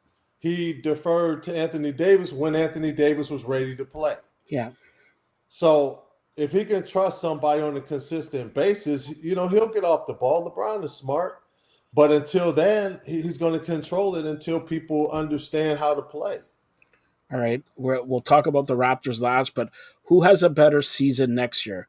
Milwaukee or Philadelphia? Because Nick Nurse is Philadelphia, Milwaukee's Griffin, the coach Griffin. They're both Raptors, coach and assistant coach. So who? I played against Adrian Griffin too. Congratulations, by the way. I'm really proud of him. Overdue. Man. He's always been an extremely hard worker. So what he did as a player, as a hard worker, a hard hat guy, he went to work, man. He was a great role player, and I figure what he did as a player, he's going to also do as a coach. You know what I mean? You bring that to the table as a coach too, as far as being a worker. So hats off to Adrian, man, and I wish him the best. I think Adrian has more established pieces to work with that has chemistry. So he's going in a pretty good situation over in Milwaukee. I think Nurse has talent over there. Yeah. But it hasn't always been cohesive. There's always been something going on over there, whether it's Ben Simmons or Harden. He's got talent. It's just haven't been cohesive talent. So let's see what Nurse does with that talent. All right. Finally, Raptors, they got a new coach. There's a lot of momentum. Fred VanVleet, well, he declined, so he's probably not going to be with the Raptors. What do you expect from the Raptors as an original Raptor? Well, number one, it's time for VanVleet to get paid. It's time for him to get paid. He wants to make that $100+ million. So it's time for him. Say that again. $100+ million. Trace. Yeah. We all joking aside, 55, 25, or whatever. Do you feel that if you played 10 years later, you would be? There's a hello to your Malia. She just came in and waved to everybody. Right. Yeah, she wants to be a TV star. She realizes she's with the president of the provinces of Canada. All right, that's why. All right, Malia, come on over here. You may as well wave so you can go ahead and get on by because you're in the shot right now. Come on and wave to Toronto, Canada. Well, all right, nice, Malia, nice. All right. So with the Raptors and everything like that, your original Raptor. Hold on before. That's the whole Tiana. Party. All right, Tiana, let's celebrate. Wave to everybody. That's Tiana. Tiana. Say hi to Toronto. Hi. All right. Say hi to Joe. Hi. Okay. All right. Now I got to finish, girls. Here we go. All right. So when when you think about the Raptors, okay, it still hits home, right? It's your original team and everything like that. Take us through how do you think the new coach and the Raptors are going to do next season? Well, I think they got a good core unit of guys that can play. I just think they need to keep developing the young guys because they have some good young talent. I love Koloko. He'll be a good piece to. Excuse me, Joe. You guys got to go. No. You guys got to go. You guys got to go. You guys got to go. Please. They're recording this. You guys will be getting embarrassed on World TV. Get off, please. Um, so I think I love Christian Koloko. I loved him when he was at Arizona. I think that he's a great piece, a great big piece to have. I love Gary Trent Jr. You got your core guys that were there before. They're still there. They're still locked in. You got guys that you can work with. You just need to find the right pieces that's going to fit the system of whatever's being put in with the new coach. Yeah. And then just go to work from there. Let's not worry about who's doing what, or what another team have. Just basically stay in your lane and grind. That's what it's got to be, because being an original Raptor, I know how difficult it is to keep people because of taxes and other reasons going, the snow coming back and forth across the border. I know the difficulties of being a Raptor. I understand that. I loved the place because they loved me. That's why I wanted to be there. I didn't care about the salary. You guys allowed me to have a second chance, and then you embraced me. So I love Toronto for a whole different reason, right? Now, everybody else don't have that reason. They're coming into a situation and they want to maximize their job and win at the same time. It's like a stepping stone.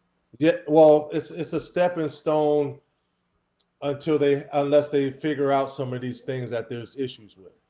Until you embrace, because some people like yourself said, once you're here, you love it. They love you, and they like. Here, all kidding aside, and you could vouch for this. There's a guy, and we are in partners now here. Junkyard Dog Jerome Williams. By the way, check out later on. He has his segment on Fired Up Live with former Raptor Muggsy Bogues. So it's a Raptors show here. Tracy Murray, Junkyard Dog Jerome Williams, Muggsy Bogues. So I'll get to you to ask about Muggsy Bogues, but Raptors with Junkyard Dog, with woof, woof, woof. I told them, and I don't know if you're going to I told them, keep up the gimmick, because Toronto people are a little bit. They love gimmicks. They love gimmicks. And you're going to make millions and millions of dollars. $200 million later, I don't get a check. I don't get relatives. I don't get a dollar. I don't get anything. Hey, you got him on your network. But he barks. I don't need a barking dog. I need money. All right. But anyways, and Trace, we do have one final question. And this is honestly a question. It comes from Billy the Greek. He says, you know Norm and Joe. Who's the better broadcast journalist? Trace, remember, you're on Fired Up Network. You're talking to the President of the Provinces of Canada. Norm already insulted you when he said you're 55 years old. All right? Go ahead, Trace. See, Billy's trying to start something here, right?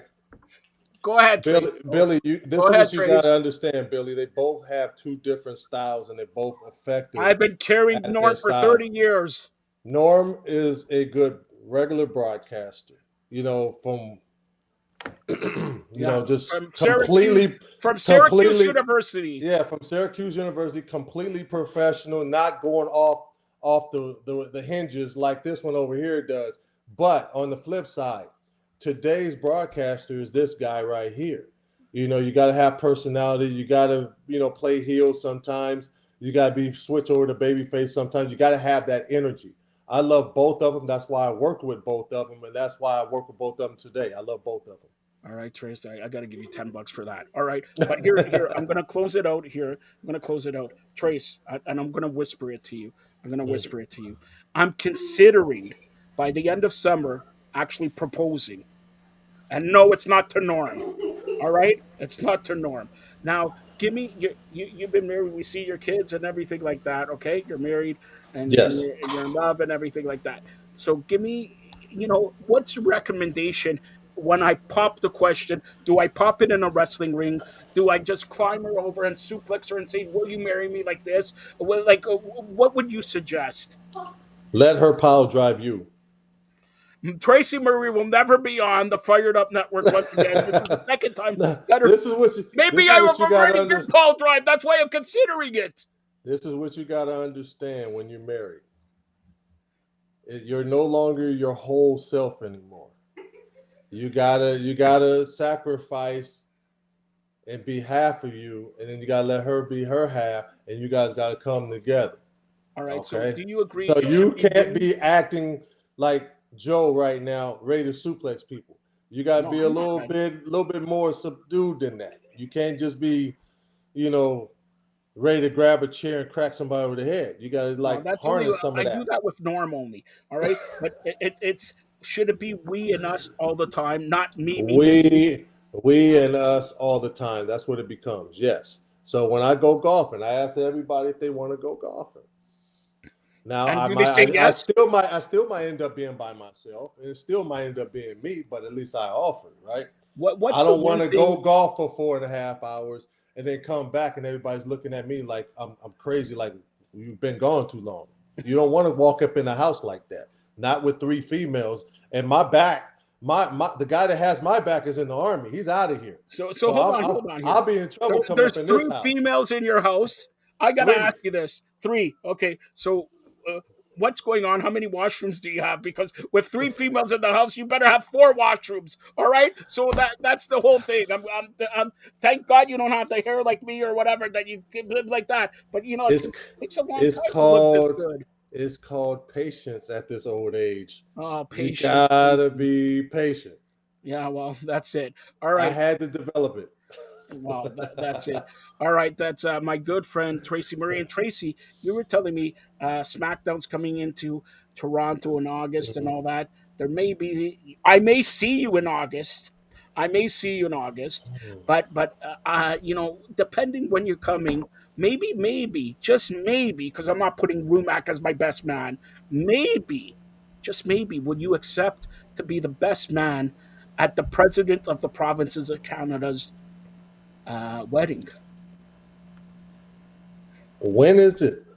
Uh, Listen, I can't say this on national TV. Well, you're already talking about it already. You already All messed right, that well, up. I'm not saying when it is. I said I'm going to pop the question between now and maybe middle of August. Well, shoot, I'll be there and gone by then. What are you What do talking you about? mean? I need you because you're taller than me. That's the one thing you are. Is taller than me. All right, that's it. So I need you as the ring Well, bearer. I got these, No. I'm softer, man. see, You're 55. I'm 49. Come on, look at no, but that. don't let the gray hair fool you, man. Man, Don't look, let it I fool got you. gray hair too and all that. Working with Norm gives you gray hair and bald and everything. Anyways, uh, shout out to Norm and all that. And I know I spoke to Norm and he did send that email. He says he misses you and he looks forward to if you do come in August to come and having great old times. But he did say Tracy will pay for dinner because Norm still hasn't paid for anything in the 40 years that I know, 30 years that I know him. Norm, don't take that from him, man. Next time you're on air No, with he this has to guy, take that. It's the you truth. better defend yourself, Norm. Don't keep taking this from him. I'll try to get it. All right, Trace, tell everybody how to get a hold of you and periodically throughout the summer. Trace, did you know we're on every TV now? On Roku TVs, on Samsung TV Plus, on Apple TVs, Android, LG, Philips, everything. Fired Up Network. Well, that's the hustling that you've been doing, right? Yeah, well, it's not Norm hustling. Norm's best in bending down for a Norm, nickel. please defend yourself, Norm. Don't keep taking this from this guy over here. You got to get on air on your show and defend yourself against Wait, hold on. No, that guy right there. Trace, hold on. We do have that lady Patricia on here saying how wants to know. Maybe you don't want to say it. How did you propose? How did I propose? I have a home in Las Vegas, Wait a and minute. How come I don't have that home in Las Vegas? You have a home in Las Vegas. You know Las Vegas Golden Knights. Let's celebrate. They won Yes, the Las Stanley Vegas Cup. Golden Something I've Knights. never seen. Yes, we have 2 champions this year. 2. The Aces Yeah, and Las the Vegas Golden Aces. Knights. Yeah, and Golden Knights. Come on, Yeah. come on, Raiders, get your stuff together, man. Yeah, Raiders are going to lose to the Buffalo Bills anyways. So, but go ahead. Like, how did you propose for Patricia once more? So it was a cold winter night, in Vegas. Cold, wait, Um, no, the winter time it gets cold. Oh, It really? snows. It snows sometimes anywhere. Yeah, it gets cold. So it was cold. The fireplace was crackling, and all of a sudden, she was right there in front of the fireplace, and I dropped down on one knee with the ring, and said, "Will you marry me?" All right. So the lesson that I get from that is, Trace, you got to let me borrow your house in Las Vegas. I'm very simple. Put it that way. I'm very Yeah, well, simple. that was the simplest way. She should have said no. She should have said no to that 100%. That's like I have to bring. Hey, no. Here's another nugget you need to understand. All right. Denver Nugget, go ahead. The more elaborate you are, the shorter your marriage will be. Oh, Think that is of one of the everybody. smartest things you Hey, ever said. 85% of some of my colleagues are no longer married to that same person when they were in the NBA. So Well, everybody want to go over to another country or get a gondola boat ride in France or Italy or something like that. It's like you gotta live your life and understand that all of the elaborate stuff, that's cool and all, but it's not about the wedding. It's not about the engagement. It's about the marriage. You got to put your energy and effort into the marriage. it's us and we and Trace. I gotta tell you, thank God. You're one. You got to be number one. You got to be We're the one. ones. Yeah, we're the ones. But Mhm. thank God, from all these guys you told me, they come short. They come up a little bit short. The president last like Ric Flair all night long, baby, all night long. Limousine riding, jet flying, wheeling dealing. Well, I'm not going to say the other one. I'm not going to say the other one. That's right. All right. Hold on. Now you really need to learn. Now you really need to sit under the learning tree. That's I done as learned soon as from you Ric say I Flair, do. man. I learned from Ric Flair. And you never mind. All right, Trace, tell them how to get a hold of you. Um, at Real Tracy Murray on Twitter, Real Tracy O Murray, Instagram, Real Tracy Murray on LinkedIn. So you can get me on all platforms. And you know what? All jokes aside, I love my life, man. I'm glad I didn't get married while I was in the league because that's when you attract all the wrong people, man. You attract people for the wrong reasons. When I was away and nobody was ringing my phone, that's when I found my wife. The only person who was ringing your phone is who?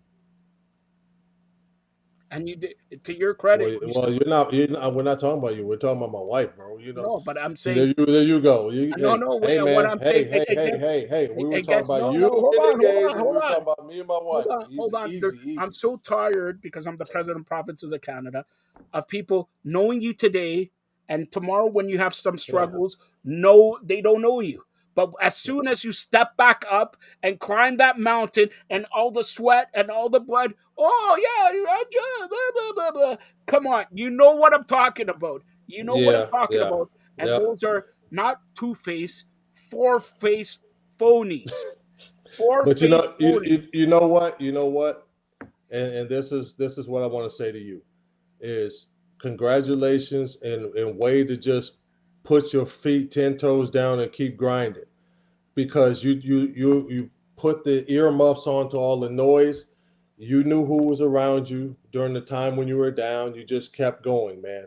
So hats off to you. You kept going.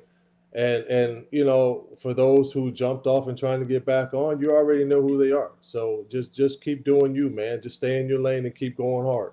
And that's why this guy, all joking aside and all that, yes, I know him 30 years, 25 years, and Norm also, and all that, but this guy's not one of the greatest basketball players the greatest sports athlete that I know of, and I know a lot. You know that. I know a lot, who answers all the time the calls, unlike some guy named DJ who never answers my call. All right, and you know who I'm talking about. And a guy with red shoes only calls me to say, "Oh, I'm coming up to Toronto. What's the best restaurant?" Come on, you know that also. He comes up, okay, you know who I'm talking about. AM, go ahead and kick his head off with that red shoe. No, but I'm telling you, it's the truth. He knows the truth. But Tracy Murray, good, close personal friend, and very genuine. You don't find people who are old school, genuine. That's the truth. Thank you, brother. All right. So for Tracy Murray, stay tuned for more great programming here on the Fired Up Network. Thanks a lot, Trace. Hey, thanks for having me on, Joe. It's always a pleasure. That's Tracy Murray, good, close personal friend of mine. And, Tracy, one of a kind, and really, really good stuff there and all that. And for the people who really are talking about, proposing and it's Father's Day and everything like that, remember, try to make it about we and us. It's about sacrificing.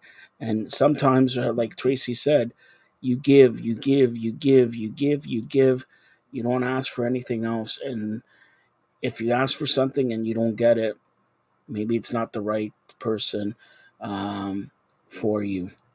But again, Tracy Murray, one of the best in the business here, and we're lucky to have him on the Fired Up Network, and lucky to know him for about 30 years also here in on the Fired Up Network. Now we present Inside the Game.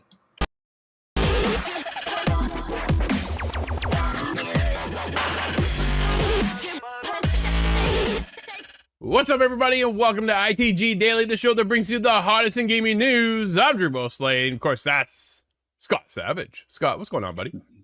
That's right. Oh, I can finally talk about one of my favorite games now. I'm going to try again not to, but let's just say there's a review dropping today, and I'm very happy about it.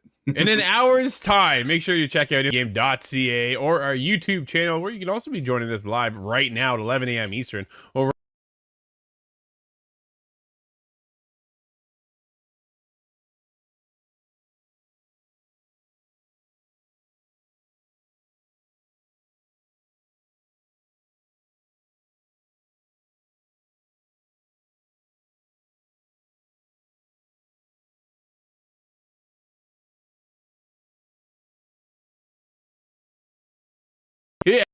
Yeah, let's go. People can fly. I'm so pumped for them, dude. So happy. Now let's get into it. I'm very happy for them. They seem to be on a nice winning streak here. Absolutely. We'll get there in a second. But first, let's talk about some unfortunate news. As Embracer Group announces a restructuring program, studio closures are expected, Scott. It's too early to give an exact forecast on the number of layoffs, says their CEO. Marie D'Alessandri over at GamesIndustry.biz had this as she covered. Embracer has announced a restructuring program which will lead to studio closures. The comprehensive program, CEO Lars Wingsforce, said it is to better optimize the use of Embracer's resources. End quote. As part of the restructuring, the company intends to take operational and financial measures to increase cash conversion, improve efficiency, and reduce capex in order to reach a financial net debt under SEK 10 billion. Roughly, which is roughly about $1 billion. By the end, that is an incredible amount of money still. Yeah, well, we'll get to it here in a second. I want to finish off Marie's article here. But yeah, this will go by the end of 2024. Embracer also plans to reduce overhead costs by at least 10%, which is about $75 million per year. While the company didn't provide further details on that aspect, it did say that its restructuring action will include the closing of studios and termination of projects that have not been announced and with low budget or project returns. In an open letter, Wingsforce said, quote, Embracer currently engages close to 17,000 people. And while the number will be lower by the end of the year, it is too early to give an exact forecast on this. The company will reduce investment to external development to focus on internal development based on owned or controlled IP, Well, also, Lord of the Rings kind of comes to mind with Gollum right there, Scott. While also seeing, quote, increased external funding of internally developed large budget games. Dude, this goes on and on and on. And this is not surprising. I'll be honest. I am not really that shocked to see this. I feel horrible for the studios who got gobbled up in the Embracer Group purchasing spree that they went on. They went on IP binge. They went on studios. Like Embracer Group has been buying in a buying spree for a few years now. Its most recent meaningful acquisition included Crystal Dynamics, Eidos Montreal, and Square Enix Montreal, acquired for $300 million in May 2022, before closing down Square Enix Montreal studio and QA team in November of the same year. Yeah, that was the first sign of trouble. Right? They also own IPs such as The Lord of the Rings. They own studios like Tripwire, Limited Run, and more for almost $600 million last year in August. Scott, buy. Something's got to give. And I know this after kind of keeping up on what's going on with Embracer Group, that they missed a funding lot. There was supposed to be a big financial backing. That deal fell through, and this is where we're starting to see some of this happen because they're like, we didn't get our money. We now need to figure this out, and what are we going to do? Unfortunately, this goes back on the studios and the other teams that are involved in this gobbling up process of purchasing.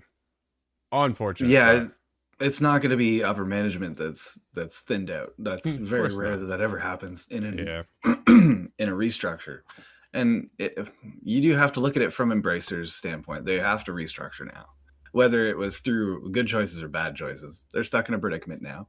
Yeah. But that will unfortunately harm a lot of people's income, a lot of people's livelihood. And that's something that we were worried about. And I hate to mention it, but how does it feel, do you think, to work for Embracer Group now? It's not a good thing, right? When we talked about them, what are they doing with all these IPs? What are they doing with all these studios? And this is where it leads to. This is horrible. This is horrible for all these teams. Do you think it was posing with these IPs? Hey, you want to work on Tomb Raider? Come with us. Come invest in our company. We'll turn out a Tomb Raider. It was kind of like an idea capturing outside investment, I think. And it seems like that's kind of what they're doing now. They're going to scale back how much money they put out to invest and now are absorbing most investments. But given the confidence in this company, I don't foresee a whole lot of investment coming in. Not at all. No, I don't. Right at this rate right now, Xbox is more likely to buy the IPs off them. Well, I think they have a better opportunity to do that if they're looking to sell more studios. Look to the bigger teams that are looking to kind of purchase right now, right? Xbox obviously PlayStation was looking still in this buying spree of trying to get Activision deal taken care of. But I don't think that's really going to happen. At the end of the day, I think they have so many walls to go over and hurdles, things that they're trying to. They just keep getting knocked.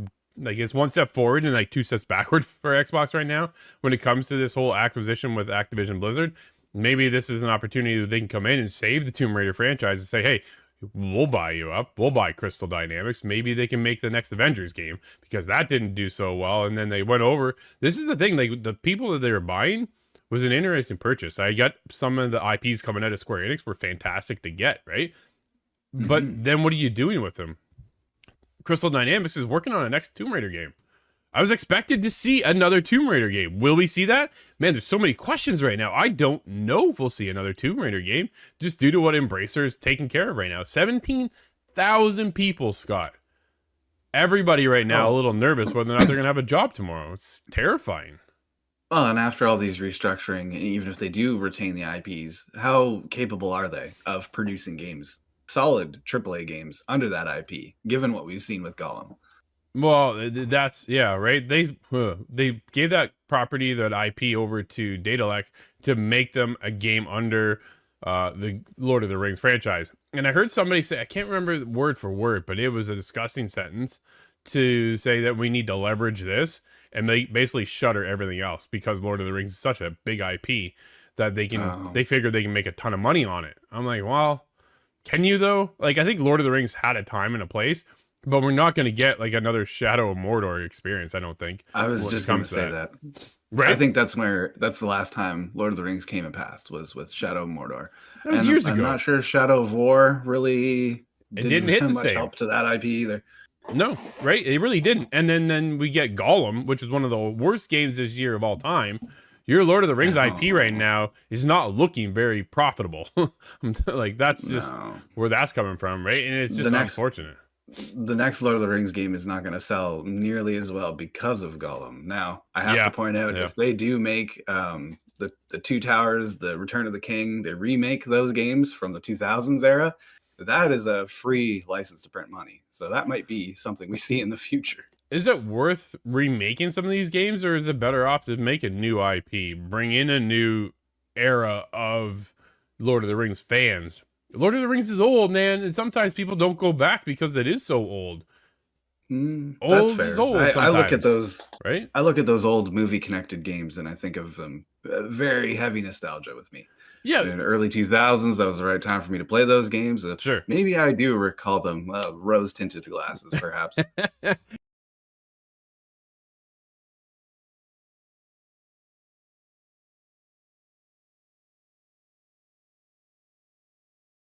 Overwatch 2 will retail for $15 when the first 3 missions being released as part of the game's latest season. However, to gain access to said content, you'll have to fork out $15 for the Overwatch 2 Invasion Bundle. In doing so, you'll get your hands on the story missions, as well as 1,000 Overwatch coins, new legendary skins, permanent access to characters as playable heroes, this, that, and the other. Scott, we gotta pay for the single player experience now? Like, is this where we're going with Overwatch?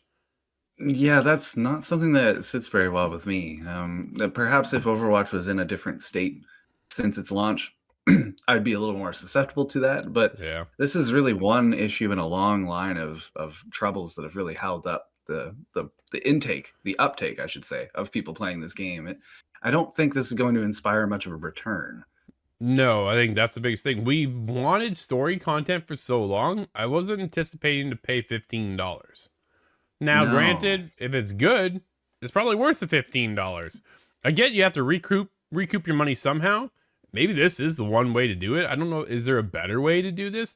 Maybe they're not selling enough skins or enough battle passes, Scott, for Overwatch 2 to justify them coming out with single player content. If it's solid, like, just, man, I don't know. I'm a little shocked by this move. Really. I'm just I'm shocked by it all. And will it land with the community? Is there the backlash that we're feeling right now from it going, I don't know. I don't think this is a good move at all. This Overwatch 2 has had one of the worst starts in a long time that I didn't anticipate when you came off of Overwatch 1 and how well that was received. Yeah, Overwatch 1 was really a trendsetter at the time and really just blew up to massive heights. It's really just a shame that they shut it down in favor of Overwatch 2. I understand things have to move on. They have to grow. They have to develop. I wish it could have ran simultaneously. Just keep Overwatch 1 alive. They're not going to do that. That game stands on its own laurels. It does, but they don't want to do that because they want everybody to move on, right? Like, just like you said, you need to move on to the next IP. You need to move on to the next generation of that game, bring it up to the current standards of where we are with our current hardware, and then push the boundaries. We talked about it yesterday, how they were working on Titanfall 3 being Respawn, and then decided, no, this isn't enough because there wasn't enough of a step forward to bring Titanfall 3. Instead, we get Apex. Well, to me, I think the roadmap was there for Overwatch 2, but it doesn't feel like enough. Dude, I jumped into Overwatch 2 and just felt like more Overwatch. So I was kind of like, wow, this isn't really all that different. That's why I missed the first one. Yeah, because it felt almost the same, but I like the old maps better. I'm not sure what the difference is. The balancing. May was actually a playable character. Yeah. So another weird step by Blizzard when it comes to Overwatch. Overwatch 2, launched back in October, and I think it's been all over the place. Rocky feedback, rocky start, a rocky road for Overwatch 2. But we'll see if they're able to pull this around. I am curious because that's really what I wanted, was some story content based on these characters, and they had some of the coolest cinematic intros to the game for these characters to kind of get you introduced to them and their lore and the backstory behind them. But man, I don't know. I really think it's up to management at this point. If this had launched with these story missions day one, you could have easily requested $15, $30. Yeah, could have made it a full price game. But sure, the way it went out, free to play, and then add stuff later on, piecemeal. Let's all learn from Overwatch and Halo on how not to do that. Oh man, Halo, rest in peace to that IP right now. That's unfortunate. Dude, let's get into some good news, though, because I'm tired of being sour. Microsoft and Outriders developer People Can Fly signed an agreement for a new Xbox game. Samuel over at Windows Central. Here's what you need to know. People Can Fly is a collection of studios responsible for working on a number of such games as Gears of War, Judgment, and Outriders, and a few others in there. That's probably the main staples, though, right there. According to new financial documents shared by People Can Fly, the developers are partnering with Microsoft to develop a new game codenamed Project Maverick. The game will have an estimated budget, Scott, you ready? $30 to $50 million. But little else is known on the game. It's extremely early days, but it looks like a new Xbox exclusive game is entering development. People Can Fly, the team behind such games as Gears of War, Judgment, and Outriders. Dude, I loved Outriders. I know a lot of people were a little mixed on it. I had so much fun playing Outriders, going back and just doing even the latest DLC where you got into this bit of a horde mode and the roguelike element kind of thing. Man, I was there by myself, though, and it hurt. I wanted to get into it. Yeah, for some reason it just didn't grab me. And I think I had missed you and Kyle playing it originally. So I skipped over. But I know that game I think it's made People Can Fly one of your favorite new kind of studios, developers. Absolutely. I was so pumped. I was able to be fortunate enough to talk with the dev team and stuff. He's so sour all the time, though. Kyle says, Kyle, get out of here.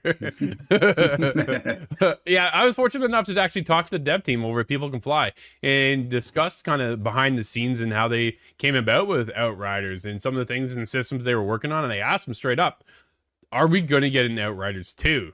And they said, as much as they'd like to, it's not really up to them. And I was like, well, what if I say it's up to me? Can you make another one? Because I'd love an Outriders 2. There's a fan outpouring of support for number 2. Yeah, I think it's one of those kind of like a cult true beyond following, right? Yeah, man. I loved it. I really did. I had so much fun playing it. Microsoft to develop a new game based on work for hire contract. The game code named Project Maverick is based on an intellectual property rights owned by the publisher and will be developed with a budget of $30 to $50 million. A little else is known in the game. People Can Fly has expanded significantly in the last couple of years, growing with multiple studios around the world, with 7 games currently in development across 600 staff. It's not 17,000, but it's 600, and that's that's a lot to talk about right there. It's a lot of people. Yeah. 7 games, though, Scott. I'm hoping they don't bite off more than they can chew. Yeah, really. I didn't know People Can Fly was the collective in general. I didn't realize it was more than just 1 or 2 studios. Yeah, but 600 people is no small number. No, I'm wondering, $30 to $50 million as a budget. I'm not so familiar with budgets. What does that line up with, do you think? Because a Battlefield game, I would expect to hit 100 million. I don't know if that's fair or not. Sure. But... Yeah, I don't. So I'd say, if I had to guess, no, I'm not a developer, and I don't know how the financials work within this industry like this, in this format, right? But Outriders, am I wrong in thinking 20 million? Like, is something on that line? But I don't know. Kyle said he liked Outriders, but other games got in the way. And I think it was one of those. That's fair. He got overshadowed, that's right? I think that's really what it come down to.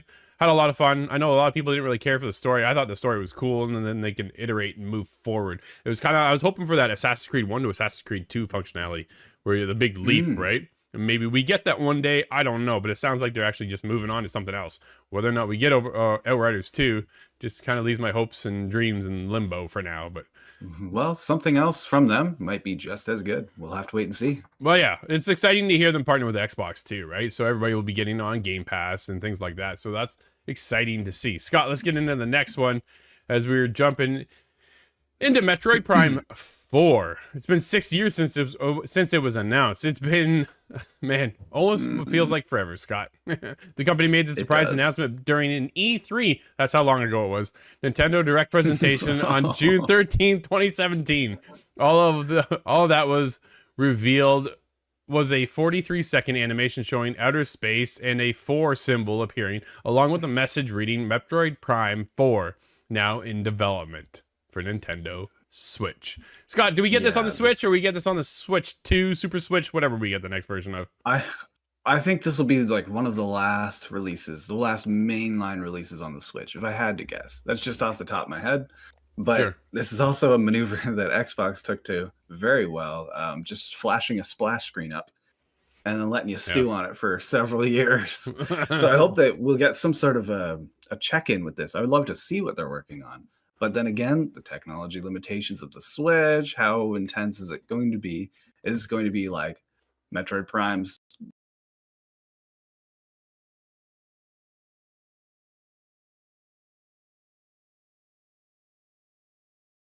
Go ahead. I think that's what stopped Metroid Prime 3 from continuing on further back in the day.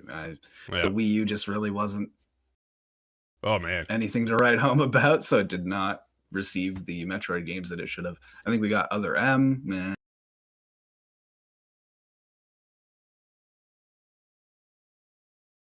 PS5 is coming around. Teenage Mutant Ninja Turtles Shredder's Revenge is there. PS4, PS5. Oh, I love that one. Oh, so good, so good. Rogue Legacy 2 for PS4, PS5 is going to be there as well.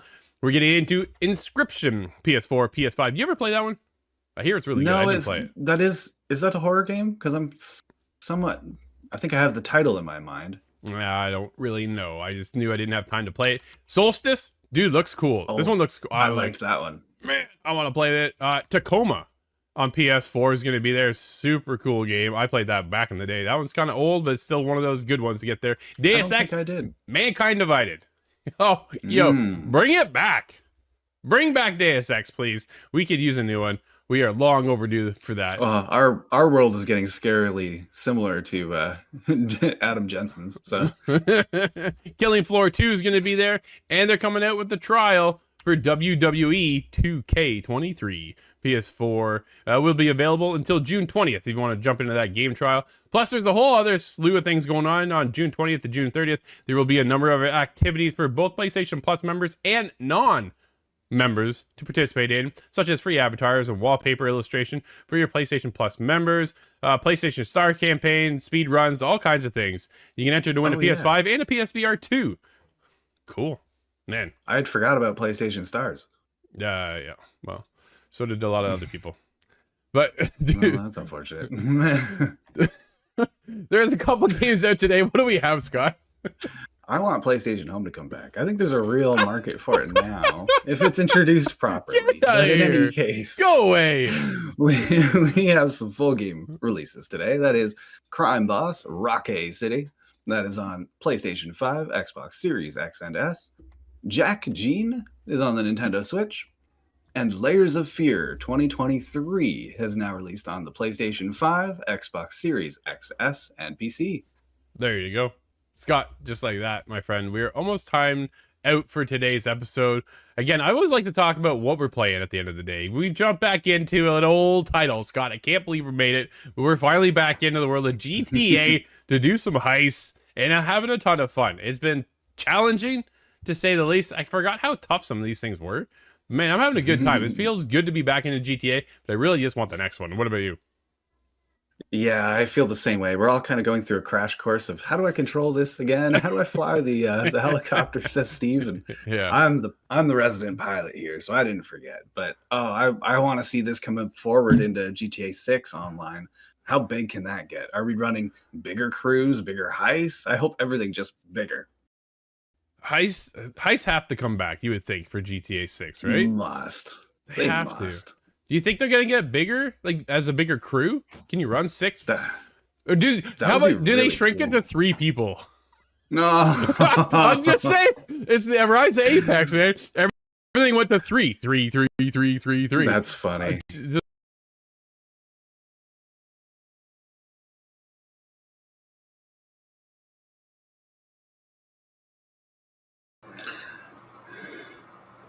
Well, that was Inside the Game. Thank you to those guys. And now we got something special for you guys.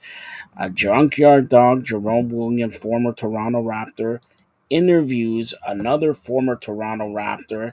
Yes, another former Toronto Raptor in Muggsy Bogues. Yes, Muggsy Bogues coming to you here on the Fired Up Network with Jerome Junkyard Dog Williams.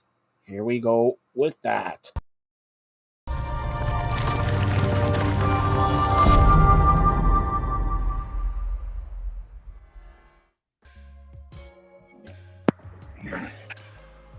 Hey, I'm your host, JYD. This is the Famba Show. I got a special guest with me today.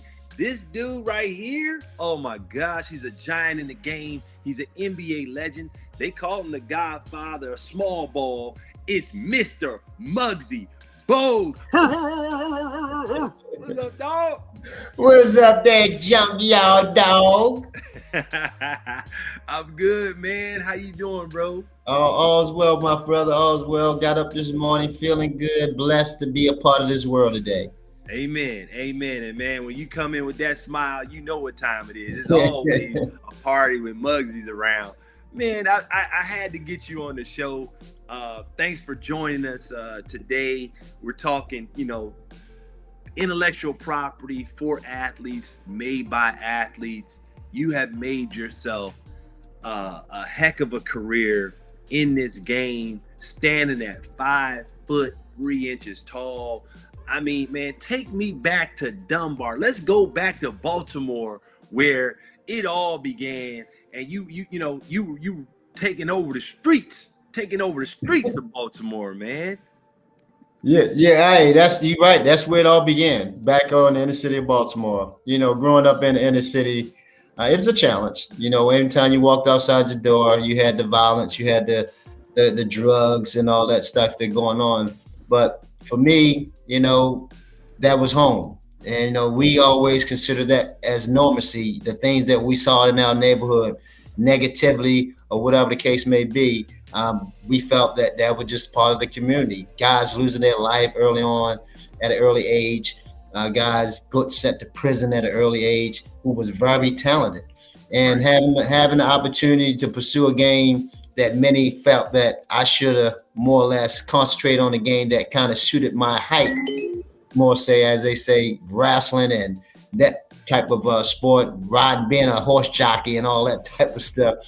But I just had a passion for the game of basketball, and I wanted to play it just like anyone else. And I was just grateful that I had a man in my neighborhood who took some young adolescent kids under his wing and gave them vision and taught them the game of basketball. And from that moment on, my whole world has opened up to the point to where I had a vision that I know that I wanted to go to. Yeah. Well, tell me, what had you choose the number you're wearing, man? Number 14, throughout your career has been, synonymous with you and who Muggsy is. So talk a little bit about, what made you choose that number?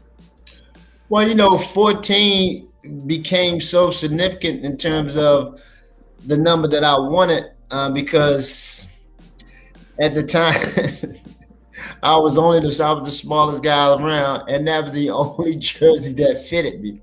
So I had to fall in love with that number 14. 1 would have been perfect, 3 would have been perfect, but they only had 14, so I had to go with the number 14. And believe it or not, that's been my number all the way up until I decided to go into the NBA, to take the 4 off and keep the 1. Man, everybody got to start with their number, but hey, that was the only one that was available. That's always the best choice, right? Absolutely. Yeah. That was the only one that fit, so I had to go with it, But again, numbers become significant because that's the things that grow on you. That's what you kind of, elude yourself with. And that number 14 was so part of me for so long. But I knew once it got to that point, it was an easy decision to make, to choose my number once I got to the NBA.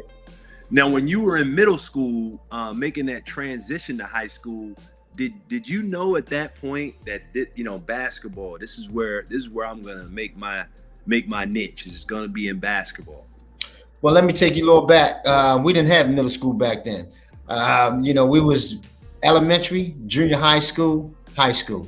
So, but when I was in junior high school, of course, I had that passion, and I believed that I was good enough to keep playing in any level. People was trying to persuade me, trying to get me to stick with wrestling, because wrestling was one of my other passions that I love pursuing. And they try to, say all the good things about wrestling, what it can offer me. It can give me an opportunity to go to school, get a scholarship. But I had that same idea, that same mentality with the game of basketball. Even though people were saying, "Muggsy, you're too small. Come on, man. You never play. The game was meant for bigger guys." I just believed in me. I had the confidence within myself. I knew the strength and the weaknesses of my game, and I knew how to affect the game. And having that knowledge and understanding as a point guard, being that extension of the coach, how to make guys around you better, at the same time being able to get yours off, it allowed me to understand that game and understand it to a point to where I was more or less in control as opposed to what people were saying about my game. Do you see the NIL today in college sports and high school and middle school, it kind of changing sports when they look at name, image, and likeness? Absolutely. I mean, some pros and cons with it, of course. But I'm glad that the athletes getting their justice, getting their due, because of what you just alluded to.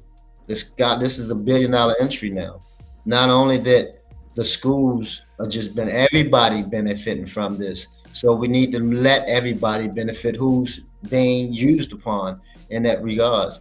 And basically they just took it from underneath of the table and put it on top of the table, because it was going on all along. But it allows now to it to be an opportunity where an athlete, he or she, can discuss, what their future looks like. Because we all know that 90%, 95% of those athletes not going to make it to that next level. And them being able to have something to fall back on because they can't work during that time in school and that sort of thing. And they're using their likeness to make millions of dollars off them. They need to be rewarded as well. Yeah, you're on watching the Famba Show. I got my special guest, the infamous godfather of small ball, Mr. Muggsy Bogues. And he's in the building today. And I want to get right into, draft night. We know you went to the Washington Bullets. I was watching you as a fan growing up, going to the Capitol Center with my dad, my mom, my brother, coming to watch you play. You were playing with a guy that's, over 7'5" in Manute Bol, believe it or not, 7'7", and with you at 5'3". Speak on, playing with Manute and your rookie year in the NBA. Yeah, that was a surreal moment for me that year. For one, being drafted by the Washington Bullets, right in my backyard, growing up in Baltimore, playing with, guys like the late Moses Malone, who took me under his wing as a rookie, the late Manute Bol that you just mentioned, who also was part of that team. We just had so much fun. Manute and I and Moses, we always was connected to each other. And back then, people don't realize we didn't have private planes then. We had to fly commercial, and we used to have to go through the airport, and they only had 8 first-class seats, and they went by seniority. So, of course, me and Manute was the 2 youngest, so we always was the one in the back of the plane, sitting back there with a big 7'6" guy with his knees up to his chest, telling jokes about how he used to kill lions with a spear. So that was a great opportunity to play with guys like that, man. Moses and Manute, Bernard King, the Washington Bullets, man, that was my dream right there. Seeing, because I grew up watching the West Unsells, the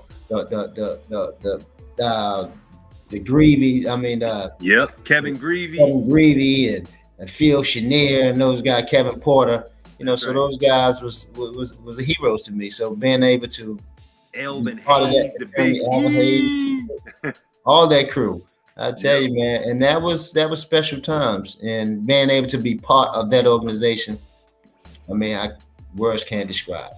Well, this next organization, very well, because that's where you kind of made your mark with the Charlotte Hornets, going up playing with guys like Del Curry Grandma, Mom, Larry Johnson, Alonzo Mourning, those guys. Talk a little bit about, your time, with the Hornets and what you were able to do.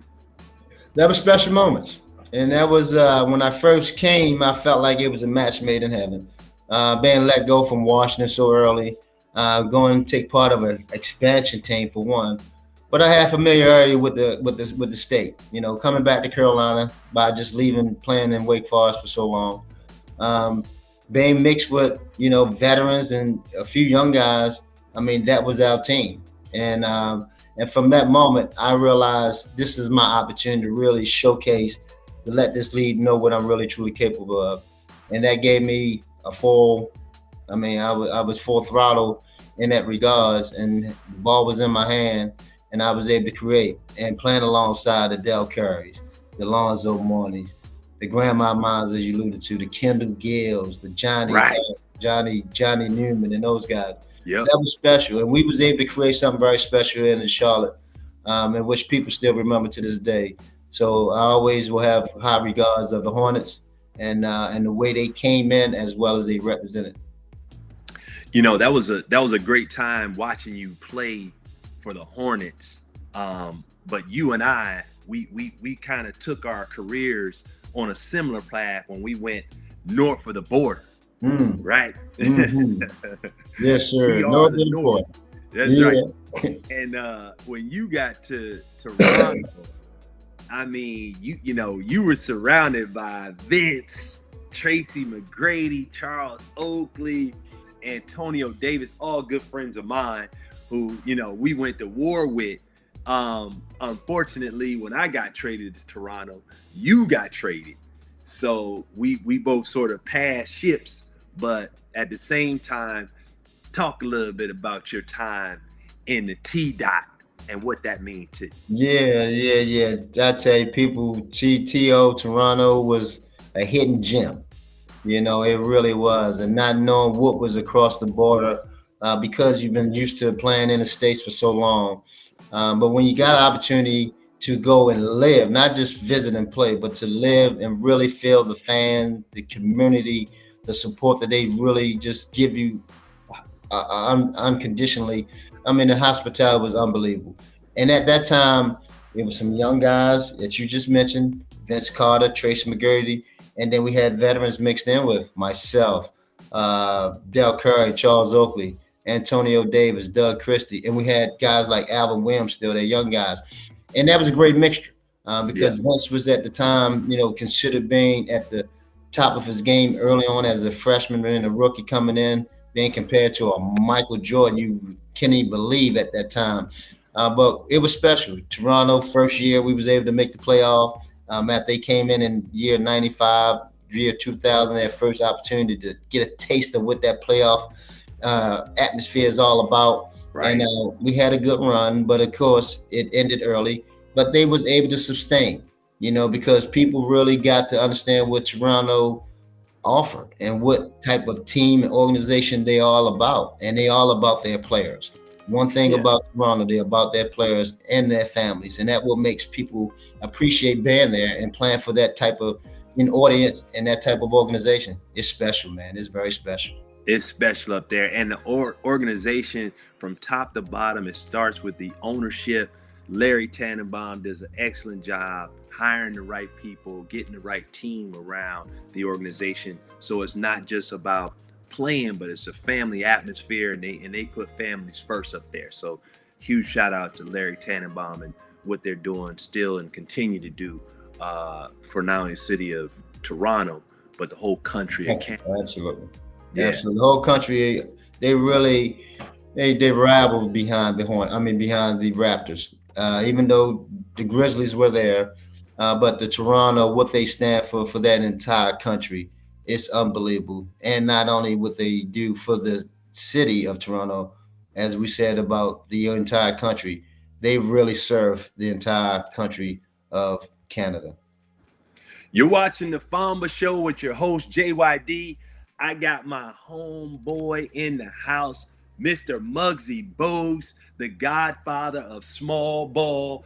And I got to ask you, you know, it's very few times, you know, you can, you know, get on a call with an NBA legend who happens to have some Hollywood in his system. You know, been in some movies and done some things, you know, bigger than, you know, some of the things I've done, you know, and some of the other players, you know, we can say we've been on the court, but not too many of us can say we've been in the movies. Let's talk a little Space Jam. How was that experience? Oh man, what a ride it was. I mean, we had such a great time on set for those 3 weeks, not even knowing what the outcome of that movie was going to look like, and being able to have that and being able to take part of that movie along with the guys that was on that set. I mean, it was breathtaking. Seeing MJ in his uncomfortable, you know, out of his comfort zone, but being able to perform. I mean, you got computers everywhere, and you just talking to the computers, you know, trying to animate, trying to, you know, act like these individuals are actually there with you. I mean, that was amazing, man. Just seeing how it all came together, and we had so much fun on the set. I remember we had a shoot that morning, and Larry Johnson decided he wanted to get a haircut before the shoot, and he decided to let this man cut his hair who never cut an African American hair before. And as you know where I'm going. Know where you're going. Long story short, LJ wound up having a bowl cut, and we had to wind up canceling that shoot for the morning and go back later on that day because he wasn't not feeling that haircut. You know, yeah. Those are some of the things that took place on the set. That's it.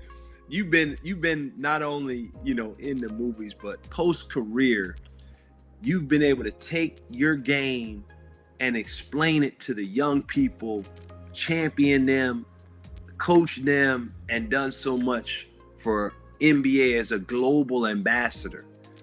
Can you talk about that sort of transition that you made into that space of being that spokesperson for the league and carrying the torch for all the kids out there who say, you know what, I'm probably too small to play basketball?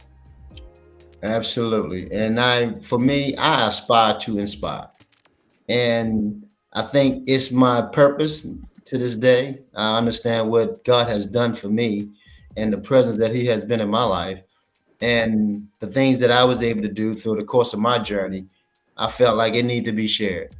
It needed to be shared to the point to where you see me, you see what I was able to do, and we was able to not let anyone dictate who they thought I should be or could be, because I was the only person who knew who I wanted to be. And when you have that understanding and that confidence within, sky's the limits. Sky is the limits. No one can touch you. And that's something that I always want to spread, to make sure any individual can become whoever they choose to become. It all depends on their understanding and their work ethics. And putting that action behind the dream, it always comes to a fruition. And always. And when so we always want to make sure that folks have that tools within themselves, because they're free and they're very incontrollable. And you are the ones who's pulling that string up and down, in and out. Words always will come your way. Yeah. Positively, negatively, but you are the only one that decipher what is real and the realistic expectation within yourself. So I'm just honored to be on this platform. I'm just grateful that I was able to go through my journey and was able to see it all the way through. So I just wish that on any individual, especially the youth, because those are the ones who's more challenging than others. Man, it's so challenging. You know, IP Famba, intellectual property for athletes, made by athletes. The platform itself is to really give these young people a community for athletes in a social environment, is to educate them with financial literacy and mental health support and mental wellness. And then also it's there for productivity. We want to make sure these athletes have a place where they can call home, where they can be individuals trying to get to the next step and building up their intellectual property. So hearing from icons like you, the godfather of small ball, is crucial. And I thank you for taking the time and being on the show, because they need to hear these gems from the source, right? A lot of times you hear a lot of things in the street, but what you don't know what's true, what's not true. That's why IP Famba and the Famba Show is all about getting the message, to the people, right? From the people who have done it, who have been there. What other things would you want to leave and impart to some of the youth out there in reference to how to make it in anything that they want to do, as well as taking care of their intellectual property at the same time? Well, first and foremost, I want to, applaud you for this platform that you are creating for the athletes after their basketball careers are over, after it's all said and done, because the hard work do pay off, and for them to have a means of taking control of their own and be able to also own it and have it to where now you sharing it with others who may have interested in it.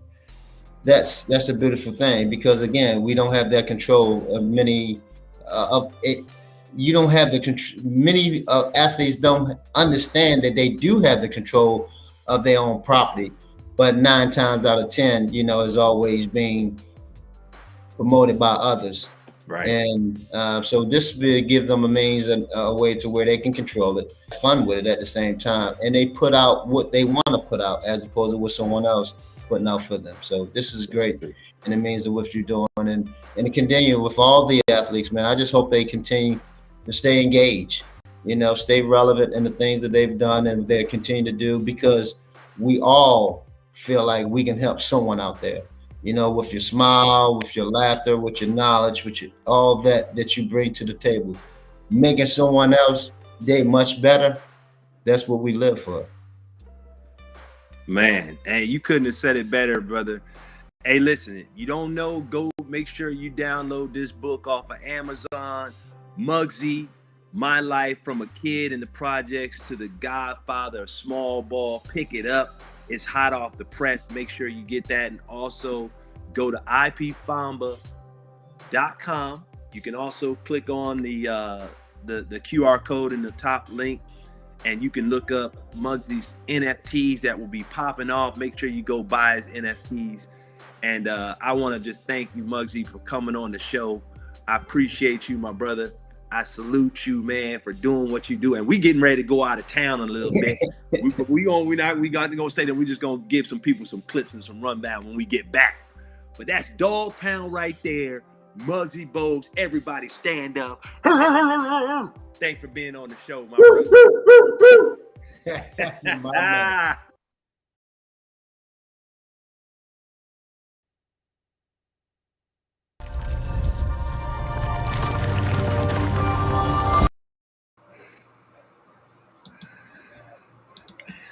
That was Jerome Junkyard Dog Williams and Muggsy Bogues, exclusively here on the Fired Up Network. So, this is what has happened throughout the show. This is why we're the number one independent sports entertainment broadcast here, where it can be seen on over 30 apps. Download one of the apps, let's say Flickhouse. Flickhouse, you could watch it on Roku TV, on Amazon Fire TV and TV sticks, also on Apple TV, Android TV, Philips TV, LG Smarts TV, Hisense TV. Everywhere you have smart TVs also. So check that out. And again, we will continue to provide great programming like at the beginning of this show. All right. At the beginning of the show, we had exclusively Carmen Asako, York University's men and ladies soccer coach. Of course, he coached assistant coach in the Major League Soccer.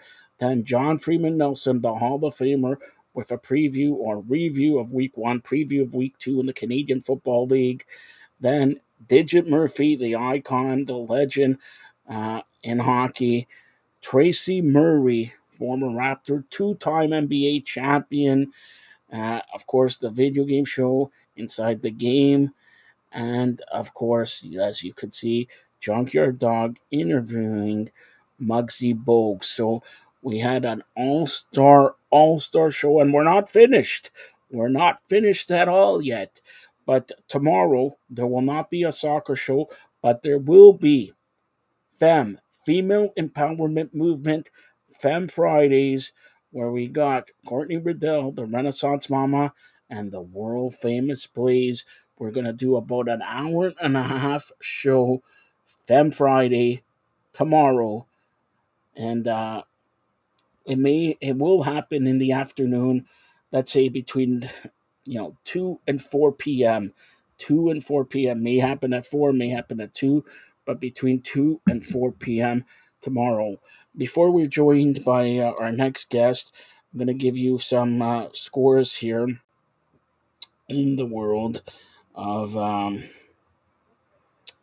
sports. First of all, NHL reports Sharks and Carlson aligned on trading him.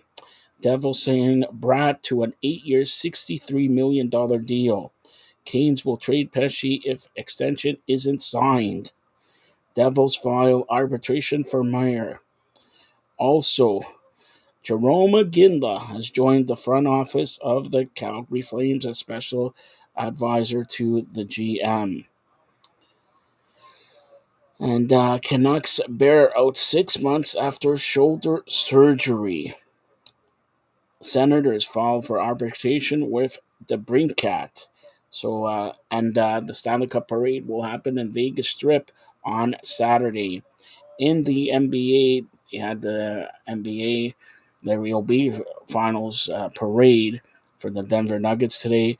Chris Paul wants to stay with the Suns amid report that they're going to waive him. Also, Jama has signed on to be the new top assistant coach for the Raptors. In case you missed it, Major League Baseball, the Orioles defeated the Blue Jays 4-2. Detroit leads Minnesota 7-4. Atlanta leads Colorado 7-3. Pirates 2, Cubs 1 in the fifth. Mid-fifth tied Angels and the Rangers. Blue Jays open up series in Texas tomorrow. Top fifth, no score between the Nationals and the Astros. Final scores, Cleveland doubles up on San Diego 6-3. Tampa gets by Oakland 4-3. And Phillies beat the Diamondbacks 5-4. By the way, Oakland, it looks like they're going to move to Vegas. Yes, to Las Vegas very, very soon. In the Canadian Football League, the Calgary Stampeders lead the Ottawa Redblacks 22-12. 5 minutes left to go in the third quarter. WNBA in overtime, the Atlanta Dream lead the Connecticut Sun 91-88.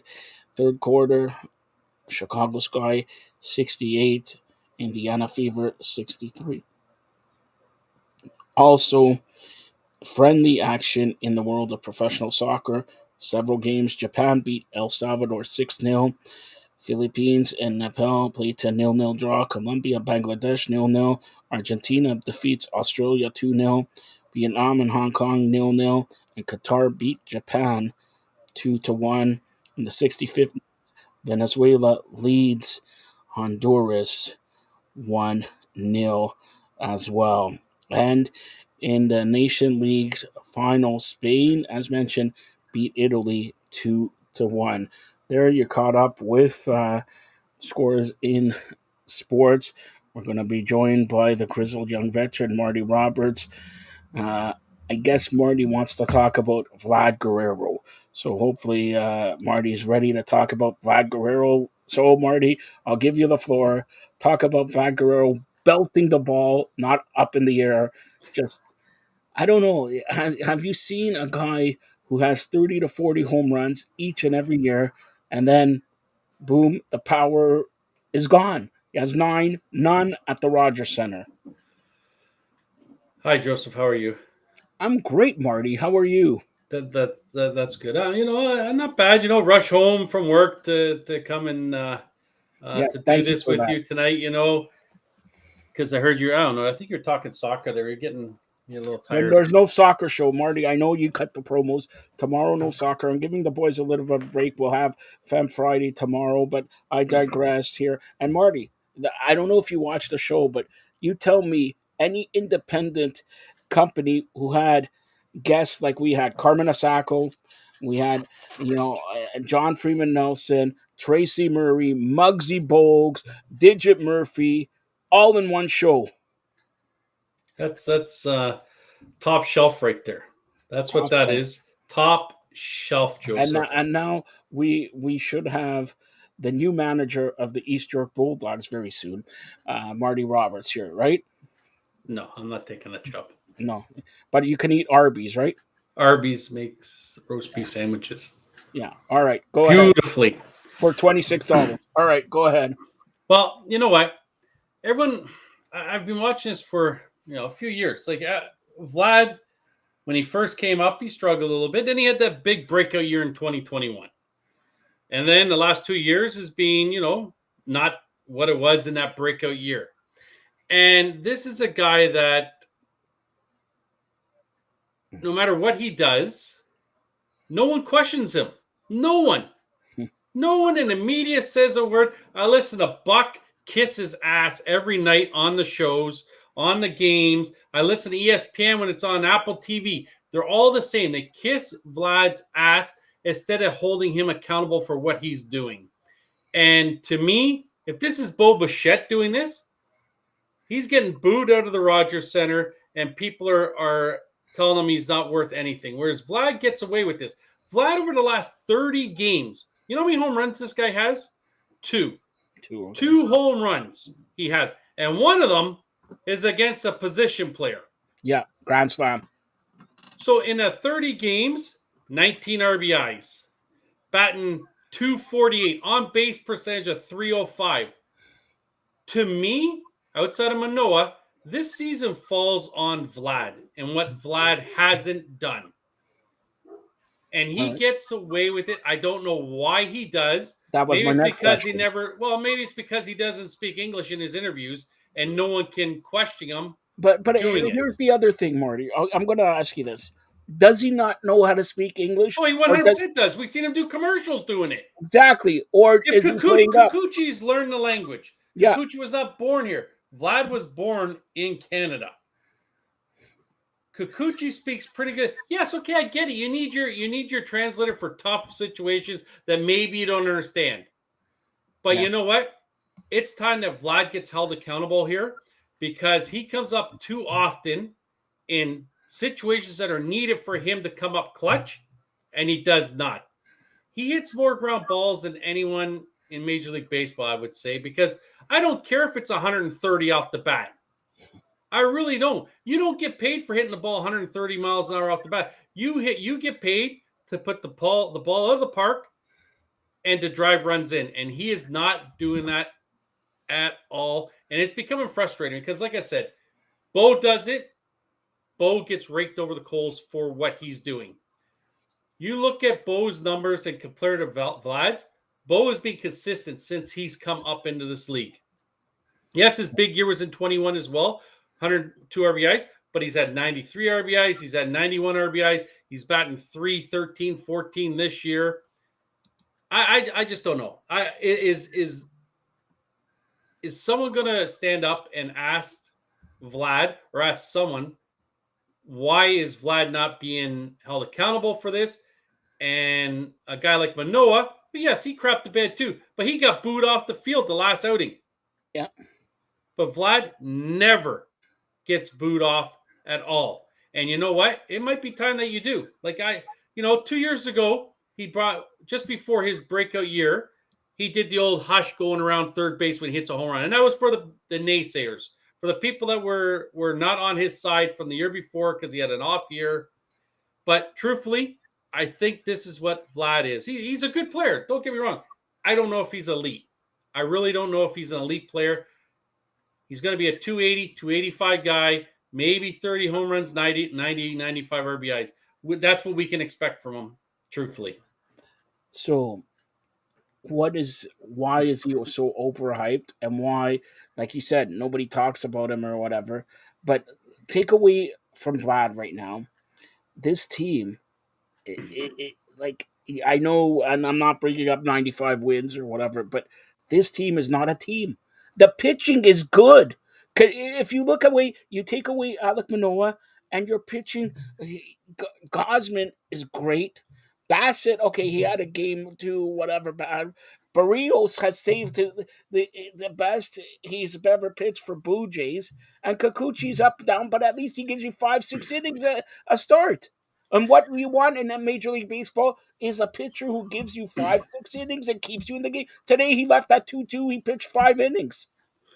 Yeah, I don't know, Joey. It's the pitching has held its end of the bargain up here. There's some guys that on this, and like I said, I think it just revolves totally around Vlad, because this is a different situation. If Vlad comes up in clutch times and hits those home runs, he's even coming up when it's a 4-2, 5-2 type game and gets out. I don't care. Hit that home run then. Get in a groove. Show me something that you deserve the hype that you were given when you were signed at 16 years old.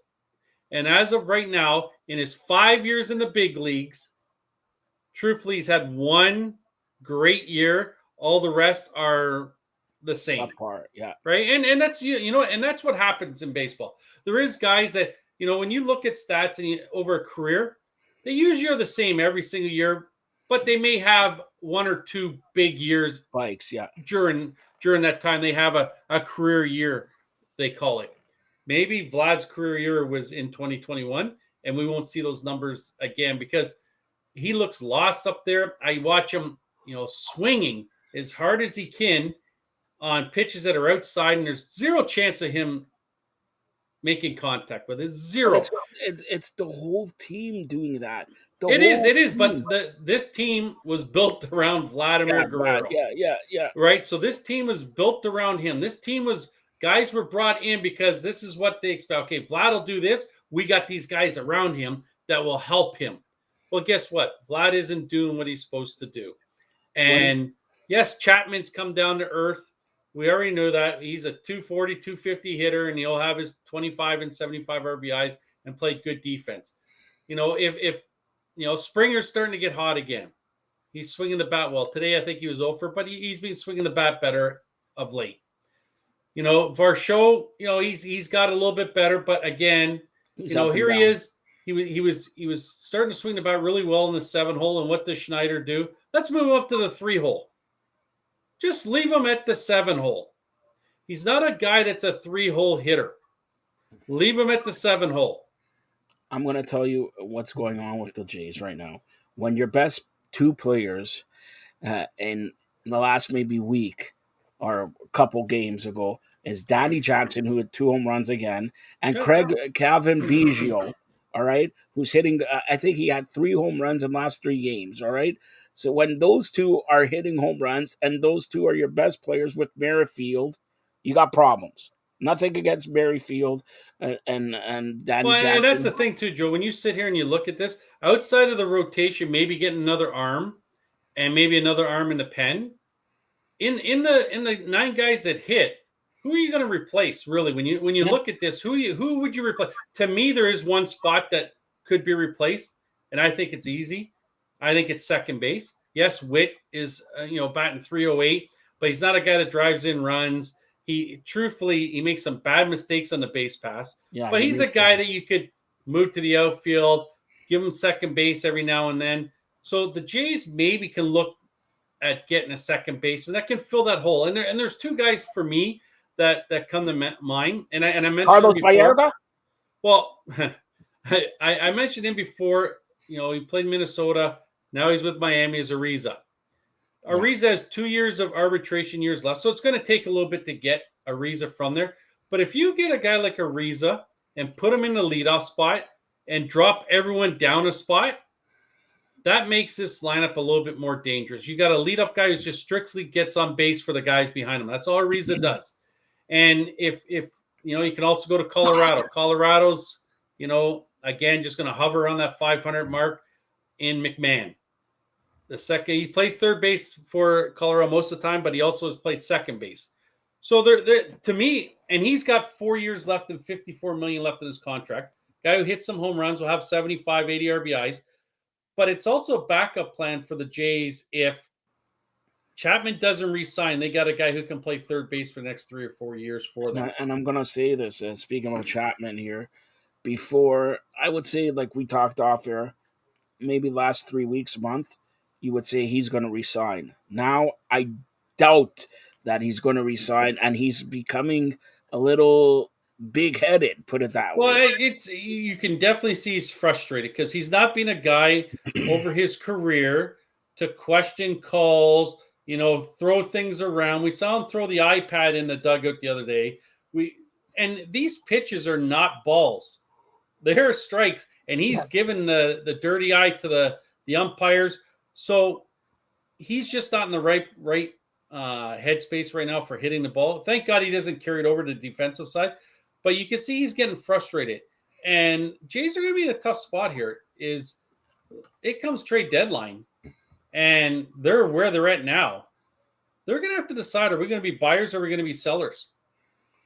And you never thought you would say that because, come trade deadline, you thought, okay, they're going to buy this, they'll buy that, and all that. Now we're 2 weeks away from July. And, and everyone can say, oh, it's early. So, it's not early. This is halfway point. The halfway point. Yeah, we're getting close to the halfway point now. Yes, Manoah crapped the bed in his 9, 10, 11 starts, whatever it was. Yes, if he'd even won 4 or 5 of those games, it's the Jays are the number 1 wild card spot. Yes, that is true. But it didn't happen. So now the Jays have to figure something else out. And they can't. They don't have a 5th starter. There's no one in the minor leagues that they can bring up. So they're sort of stuck here. Do they say to Richards, okay, we're going to extend you out to go 4 or 5 innings now? They get to push it back a bit because Gossman will start tomorrow because he had the off day on Monday. So he gets to go on his normal rest. But I don't know. Like I was speaking to a buddy of mine, and I think right now, the Jays call the St. Louis Cardinals, and they look at Flaherty, Montgomery, and Hicks, and see if they can get one of Flaherty and Montgomery with Hicks, and see what it would take to get them. If Flaherty what do you think it will take? I don't know, because Flaherty's a bit of a troublemaker, and St. Louis might be happy to wash their hands of him. Montgomery, from what I've read, is not happy in St. Louis. So again, might not take a lot. Hicks, is a guy who throws 105 miles an hour. Those guys don't just, grow on trees. So it could, it would take a guy off of the roster now, plus a couple prospects. I think it'll take 2 or 3 players, with one of them having to be off of the major league roster, which would be a Bijou for that matter. Or you know what? Maybe, I don't know. I'm just going to throw this out there. St. Louis has, throughout the year, their catcher, they moved him to the outfield. Then they put him back behind the plate. Yeah, I know what you're going to say. Would they take Kirk? I think the stock on Kirk has fallen off great. Well, it has, right? It has. But if you get to that right situation that needs someone behind the plate, maybe they could throw Kirk in there with the Bijou and one of their better prospects. Not one of their top 5, but one of their better ones down in the minors. I don't know. It's going to be interesting, but the Jays can't wait much longer. They just can't. Yes, they're only a game out of the wild card spot. Yes, we're all getting all worked up because we thought they should be leading this division. All you have to do is get into the playoffs and you got a shot. But you're allowing too many games that you should be winning to get away from you. There is no reason that you should be this bad against the American League East teams. There's zero reason, especially when you took the first 2 series against the American League East teams in Tampa and the Yankees, and they have not won another series since. Yep. And it doesn't get any easier because, Texas is very good this year, and now they open up. And at the best of times, even in the 92, 93, they always have problems in Texas. Yeah, Simeon is there, Seager's there. They've gotten a lot better, and their starting pitcher pitching has been better. Yes, DeGrom is gone for the year now, but they still have Evaldi, Gray. We get to see. I think it's Perez is tomorrow against Gosman. Tomorrow, I'm not a That's big a not bad matchup with Gosman. Yeah, there, but I'm not a big Perez fan, so that game should be the Jays tomorrow. Perez has almost a 5 ERA, so I think that should be them. Now the only problem is the left-handed pitcher, but it's they got to do something. And it was nice seeing Barrios throw like he did yesterday, having that no hitter into the 7th inning or 8th inning, whatever it was. Yeah, and then Romano. Again, and we haven't touched on every game he comes in, and he's not the old Romano. It's just everything is an adventure when he comes in. There's no 3 up, 3 downs, and I think truthfully, I just like seeing him throw his fastball. And he comes in and he gets the slider. He gets beat on it an awful lot to me for a guy that everyone says he has this elite slider.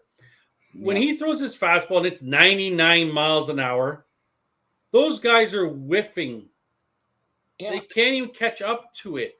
So why are we constantly throwing these sliders to these guys when your fastball is in the upper tier in Major League Baseball? Who knows? Right? And then today, I don't know. To me, we're in a 2-2 game.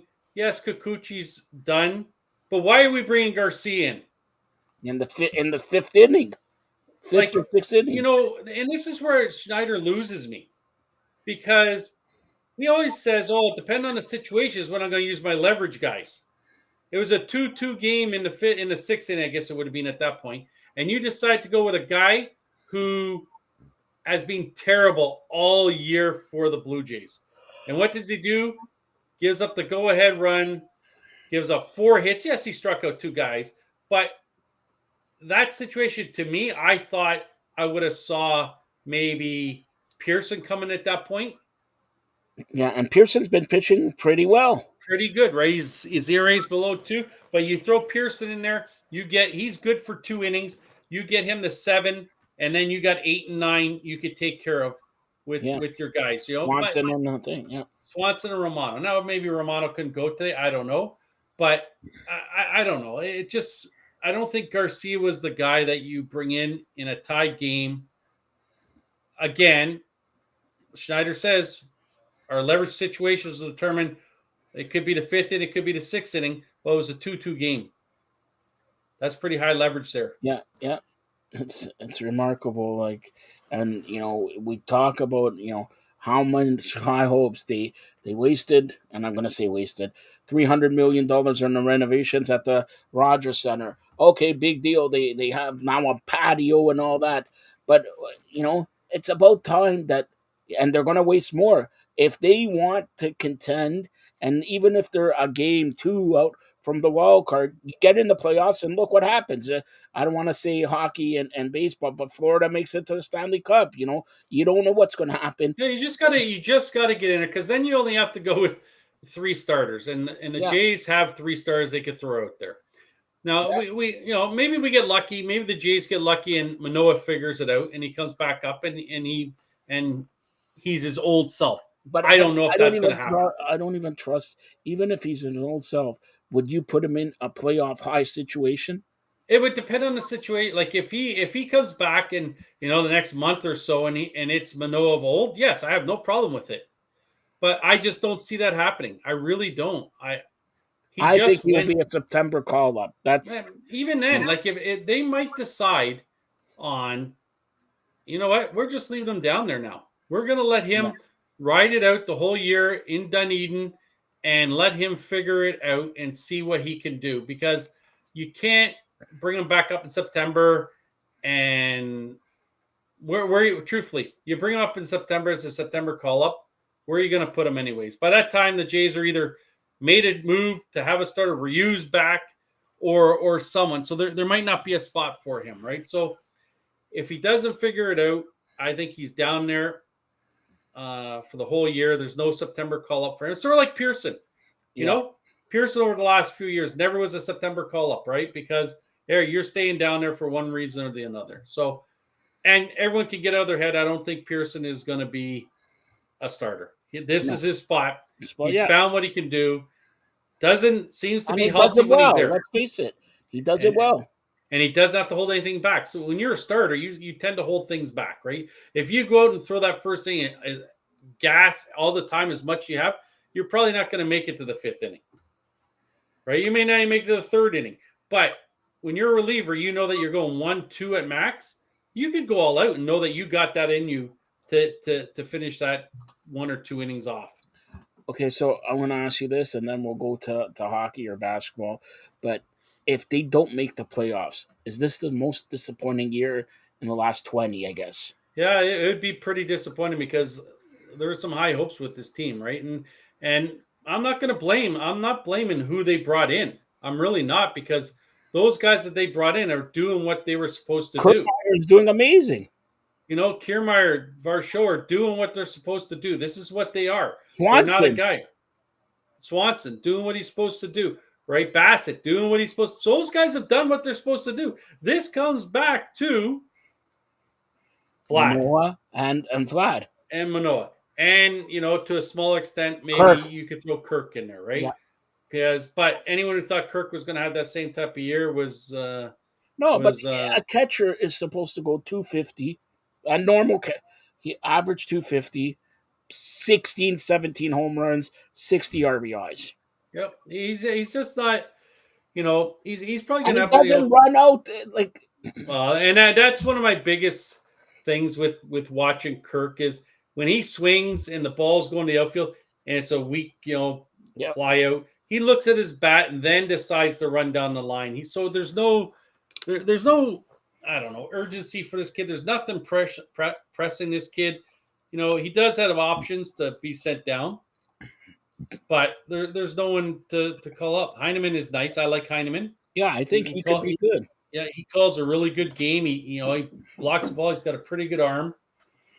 So, but Kirk, look, Jansen comes back and has the 2 bombs today on his second game back after being on injured. And he has 10 home runs. How many home runs does he have? I think it's 10 now he has. So, and he hasn't played all season. So he's played, if they played 70 games, he's played 50. So 1 every 5 days, he has a home run, and that's perfect for a catcher. Yeah, they're just, I don't know, Joe. It's tough to put your finger on why this is happening. Like, base running is terrible at certain times. There's only 2 guys that I trust on the base pass on this team. Kiermaier, yep. Kiermaier and Varsho. Those are the only 2 guys on this team that I trust on the base pass. I tell you 5 times I remember already. Merrifield running into outs, going from second to third, going here, Joe. Here was yesterday. All right. So there's men on first and third. Merrifield's on third base. Springer's at the plate. He hits a ball to the shortstop. They go first to turn 2, so they throw it to second first. So Witt decides, I'm going to go home now. Yeah. Well, guess what the guy at second did? Threw it home. Just sit there, Merrifield. You're not, it's not like there was 1 out and the double play took him out of the inning. There was none out. Yeah. So you just took a guy out of third out of that situation because you decided you wanted to go and score. He does it too much. He gets picked off. He makes bad, and he talks to himself in the dugout after he does it. You think he would learn. And they all go to this stupid tablet afterwards. Like, the worst thing is you see them, all of them are on the tablet and all that. Like, they're more focused on what's on the tablet than that. I guess they want to see how they did things, but there's a time that technology was not around, and there were some pretty damn good hitters at that time that just went up and hit the ball. Wherever it was put, they just swung and they hit it. Tony Gwynn, Wade Boggs, those guys. Just here, put it there. We'll hit it wherever we're going to hit it, right? And they did that. They didn't have to look at some tablet and at some point, the hitting coach or hitting coaches how many have to be shown the door, because this is just being really truthfully probably 2 or 3 years of the exact same approaches at the plate, and nothing gets done. It's over and over and over the exact same stuff. These guys do the exact same things. It's so funny. Listen to guys. Oh, this guy figured this out. He's got this toe tap now. He's swinging it. No, 15, 20 years down the road, games down the road, he's now back to what he was. So it's baseball is a funny game. Yes, guys try different things to get out of slumps, but when approaches aren't right and they keep doing the same thing over and over and over and don't correct it, that has to fall back on the hitting guys. And like everyone knows, they got a pretty good damn hitter in there in Don Mattingly. Yeah. So I'm sure guys are going, and the only guy I ever see beside him on a constant basis is Bo Bichette. Yeah. Yep. And is it a coincidence or not that Bichette is the best hitter on this team? And here's the other thing. The only thing I could see that they're doing differently this year is somebody has taught them how to bunt. There's 3 or 4 guys who know how to bunt. Varsho does that on his own. He probably has the most infield hits via the bunt in major leagues. So he's a guy that's not afraid to do that. He does. That's why I like Varsho so much. And guys don't. Or you think, he doesn't hit 30 home runs. You know what? He does things to get on base to have the team win. Is he flashy? Going to have 25 home runs, 75 RBIs. He is. That's what he's going to end up. But yes, he's going to bat 235. He's going to play elite defense. So and what? He's going to do things that keep the team in the game. And if that means that, most guys want to show their arms off and gas the guy at home knowing they have no chance. Whereas Varsho knows, I don't have that chance anyways. Let's keep that guy at first base and throw the ball into second base. Those are guys with high baseball IQs that there's not a heck of a lot of them on the Blue Jays. And there's a guy, you probably remember this, some of the viewers and listeners will not. Fielder, Cecil Fielder, Prince Fielder, 230, 40 home runs. But, the way they swing, they hit 238. And, all these guys, when you're in the major leagues, I don't have to tell you this, Marty, you could see it. If you're a 300 hitter, you're a Hall of Famer. So there's millions of 240, 260 hitters. So there's no problem hitting 240, but 30 bombs. No, there's not. Especially nowadays where average isn't as big a thing as it's been in the past. That's why this Ariza thing is so enticing to me, that this guy's flirting around with 400 again. Yeah. It's just a guy that knows what to do. And, it's always been a case that if you can hit, they'll find a position for you to play. Look, that's always been the case. So if you can hit, they will find a spot for you to play no matter what. So, and I don't have to tell you, 20 years ago with our first baseman, John Olerud, what did he, 363. He had 18 home runs, 363. You don't have to belt the ball all the time. Sure. What do they say? Chicks like the long ball.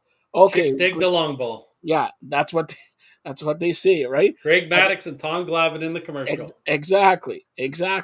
But if you're a 240 hitter and 20 home runs, 80, 90 RBIs, 10, 15 stolen bases, you're a 5-tool player. Yeah, it's just, I think so much is that a lot of these guys are coming up in runners in scoring position. And for some reason, they think that they got to put it out of the park. And they just, turn over on it, or they pop it up, and we get nothing out of it. There's been so many times where we've had, over the last couple of weeks even, many times where there's been men on second and third. All we needed was a damn fly ball to the outfield, and we get a run, and we get zero out of it because the first guy comes up, rolls over one, we can't score on it, and then the next guy up strikes out, and then the next guy hits the fly ball, but it's too late. So, like I said, there's approaches that are not great when they're coming to the plate. And that to me comes from a hitting guy who should be telling them what to do and what not to do. And it's just not working. I don't, Joe, I'm just at a loss for words with this team. Yes, there's still, 6 games over 500. But that's the other question. Like how are they over 6 games over 500 with all the and that's why you sit there and you think about this, Joe. There's 6 games over 500. Yep. They're even though I didn't think he was their ace of the staff was 1-7. Yeah. An ERA of 6. An ERA of 6. So you have that. Then you have guys like, Vlad doing what he's doing, Kirk doing what he's doing. And we're still So 6 Marty, games over 500. You're saying there's a hope, right? If Vlad comes back, I just don't like. If they're in any other division except the AL East, they'd be first or second. Yeah, simple as that. First or second, only about 3 games out of position number 1. And to be honest with you, nobody knew Tampa's going to go out, but we knew Tampa's going to be up there. Okay, we thought New York's going to be up there. New York's up there, but Baltimore, we expected. Yeah, they're better. We didn't expect that they would be this good. And I'll give it to Baltimore. Everyone, last year was a big surprise. No one was calling on them to do what they're doing this year, but they have some nice young arms there that they've some homegrown talent. 18 saves today, and right, that guy throws 100. Right, what's the other guy? Cano. Yeah. Just guys that come in and know how to do things. And you got a guy in Gunderson or Henderson, Rushman, Santander. So you got some guys there in that lineup that are pretty good. And then they go and they sign Hicks, who actually has been playing better since he's got to Baltimore. And that's another reason not everybody could play New York. Not everybody could. You're right, and we saw that last year with Gallo. Yeah. Gallo hated playing in New York, and that's just the case. It's just like in hockey. In Toronto, Toronto. Like coming to Toronto, right? Because of the way the media is, the fans are, stuff like that. And guys like Vlad and Manoah should be thanking their lucky stars that they don't play in a place like New York when they're doing stuff like they were doing, because Here's the ironic thing. Thinking back on it, okay, Manoah gets himself in trouble with the Yankees. Yeah. And now he's crapping the bed. Vlad, I'm never going to sign with the Yankees. I'm never going to. They keep on mentioning Yankees, and they're, hopefully. I honestly just think just shut up and play the game. That's me. To me, it's just shut up, play the game. There's no reason for you to cut up anyone else in the league. If someone's cheating, he's cheating. Let him go ahead and be that guy. You're not that guy. You're not that guy. Just shut up and play the game. If it's in between the lines and you guys are John back, okay, I get that. But you don't need to go on Serge Ibaka's cooking show to say stuff about Cole and Verdugo. And what are you going to do? Up. Like Ibaka has a cooking show. What he doesn't even spell Verdugo. All right, so like it just to me it's just be quiet. Let your playing be the words for you instead of saying stuff back. And Verdugo got into it too with Manoah. He was saying stuff back, but at least Verdugo backtracked and pretty much apologized for what he said. Right. Yeah. So I just am a guy of just shut up and play the game. I hate the chirping that goes on. I see it a lot in junior baseball, a lot of chirping going on. It's about who has the best lines to chirp to someone as opposed to who is the best team in the game, right? And I don't know. Like it's all right. So before we close with baseball, I want to touch on one thing, Marty. Now they lost 2 in a row, but before they had 7 wins in a row. Yeah. The Oakland Athletics, since they said they're moving to Vegas, they started winning, even though they lost to Tampa's the best team. So you lose 2 games in a row or whatever. Now, if you're, Major League Baseball, Las Vegas has said, okay, we're going to move them to here. So, but Major League Baseball likes the money. So yeah, I wouldn't be moving. I'd be getting a new franchise in there, an expansion team into Vegas, and take the $2 billion where the heck it is and allow. It's sort of funny. Yes, Oakland owner does not spend money. Yes, okay, he doesn't. But to be fair, over the last 6, 7, 8, 9, 10 years, whatever the heck it is, not very many people show up to that ballpark. No. And now that the team is being pulled by the looks of it, 28,000 fans show up for a boycott night. How about all 28,000 you just keep showing up every night? Maybe the team wouldn't be thinking about moving to Las Vegas. They would think about staying in Oakland. How's that for a suggestion? But if how you like to be Oakland, first you lose your NFL team to Vegas, and now you're losing your baseball team to Vegas too. And let's face it, Vegas winning the Stanley Cup. All right, Vegas winning in case you don't know, WNBA team won last year. Okay, Vegas Aces. So Vegas is a place to go, and they submit sort of a legacy there. Now, baseball is something different. How would you play in Vegas heat, 90, 110 degrees? I know you have a dome. I know you have air conditioning. Well, it'll have to be, and it'll be like in Texas. Texas is a lot of night games. Yeah. So, right, a lot of night games but in also, Texas. So I would expect if you're the in same Vegas, do you go? Okay, football is different because it's one time a week. Hockey, it's the thing to do. You're a winner. If Oakland goes to Vegas and they crap the bed, do you? What's the problem they're going to be? Yeah, I don't think any team in Vegas would ever not have fans. It doesn't matter what sport it is, because Vegas is a tourist city, I guess you'll call it, where the gambling, all that stuff. So people, when they go there, they like going to shows and stuff like that. And you know what? Hey, baseball's in town tonight. Let's go watch the baseball game. Yeah, but see that's the I can't. I'm going to say this. We like baseball. Yeah, and you love baseball and all that, but some people say, "Oh, baseball is boring." Yeah, they do. But it's 160 plus ball games a year, 81 at home, and 81 at home, and a lot of these teams are getting millions of fans out to it. So yeah, there is. In some people's eyes, it's boring to watch. It is. If you understand the game and the game, it's not boring to watch. If you see things that are happening, it's just like, I think it's extremely boring. But Carmen wouldn't agree with me, right? Because he knows the game. Yeah. He knows what to watch. I don't know what to watch. But you have to grow up on it. Like for you, yeah. So you have to understand the games in order to get a more feel for it. Baseball, when you're playing that game, to try and hit a ball coming in with a bat at a velocity and they throw at your head, and they throw in your. It's very tough to do, Joe. It's extremely tough to do. And then you got a guy, hitting 100-mile-an-hour, line drive at you, and you're expected to stay in front of it and block it and knock it down. It's not easy to do. It may look easy to run and catch a ball, and it's not like. But you know what? I'm going to tell you something.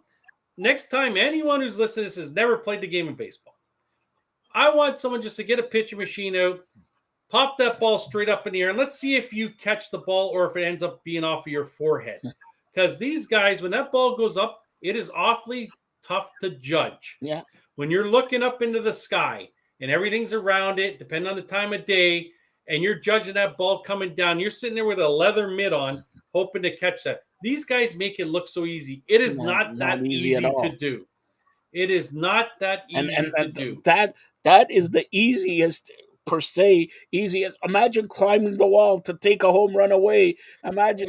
It is, yes, people look at guys like, David Wells, Fielder, Kirk, guys that are in the greatest of shape, but they still have skill to swing the bat and be able to hit it.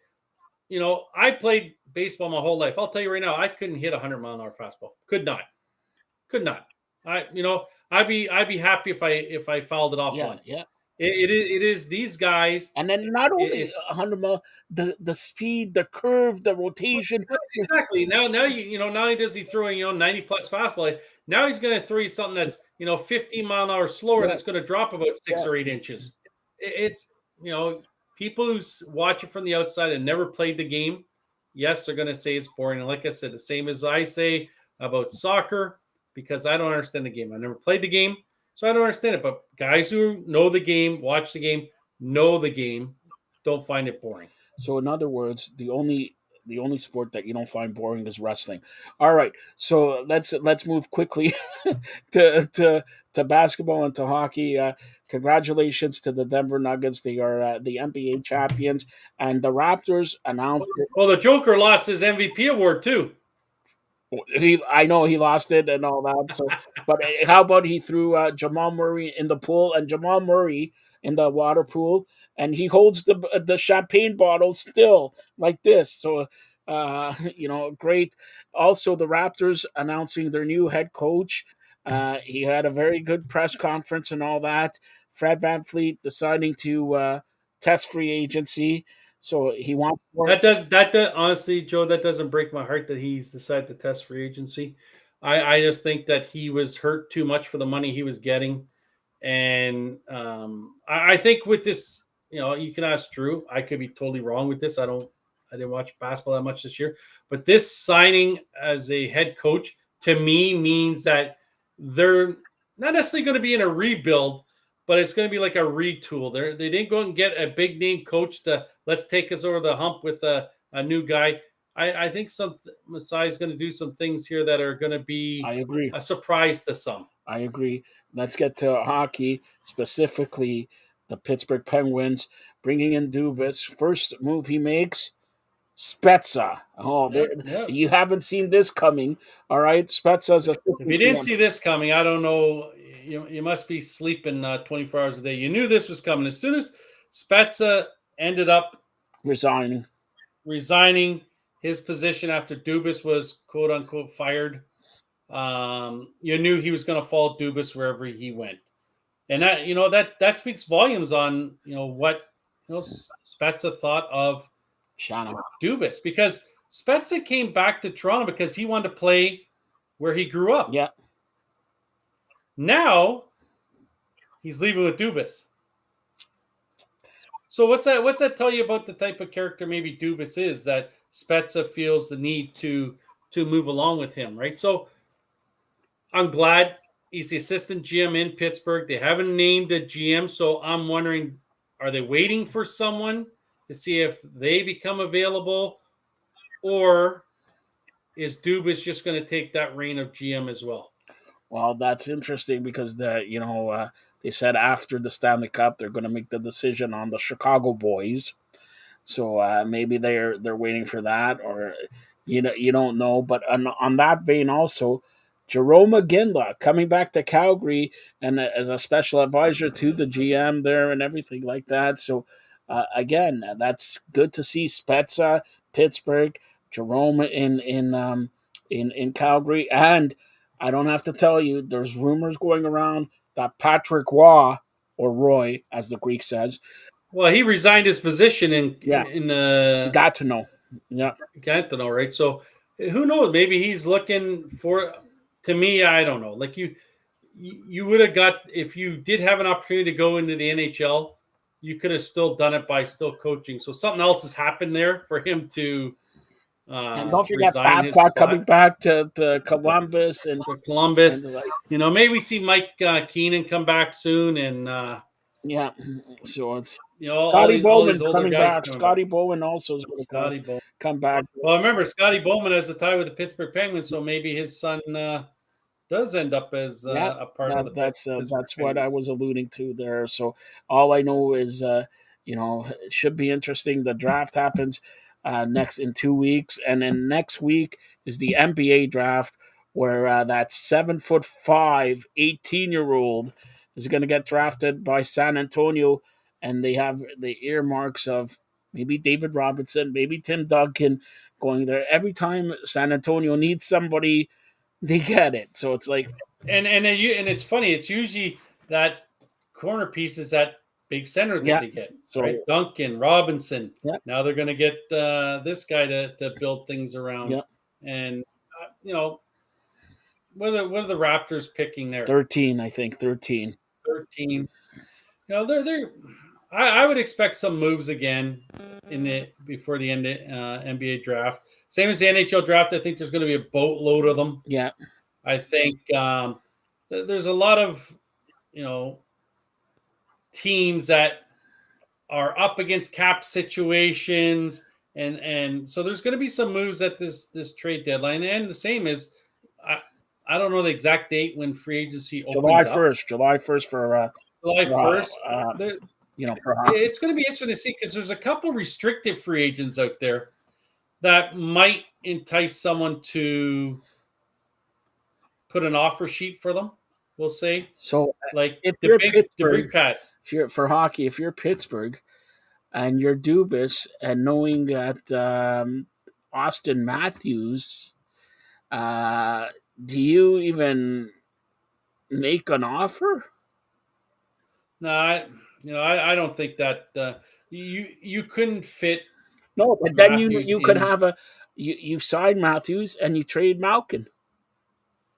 Yeah, and then the Pittsburgh fans will if you kill you there. They love what? When I went to that game, I was very surprised. Okay, I'm not the biggest Malkin fan. I am not. Okay. There's times where he looks great, and then there's times it looks like he just put the skates on for the first time.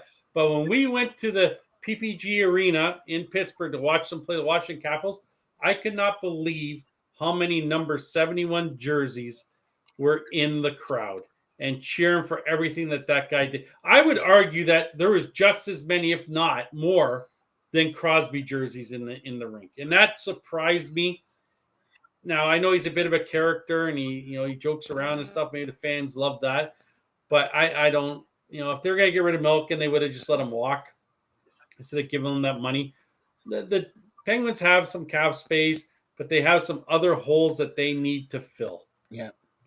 And goalie is one of them. And they need a second and some third line help. So just let's conclude with this here.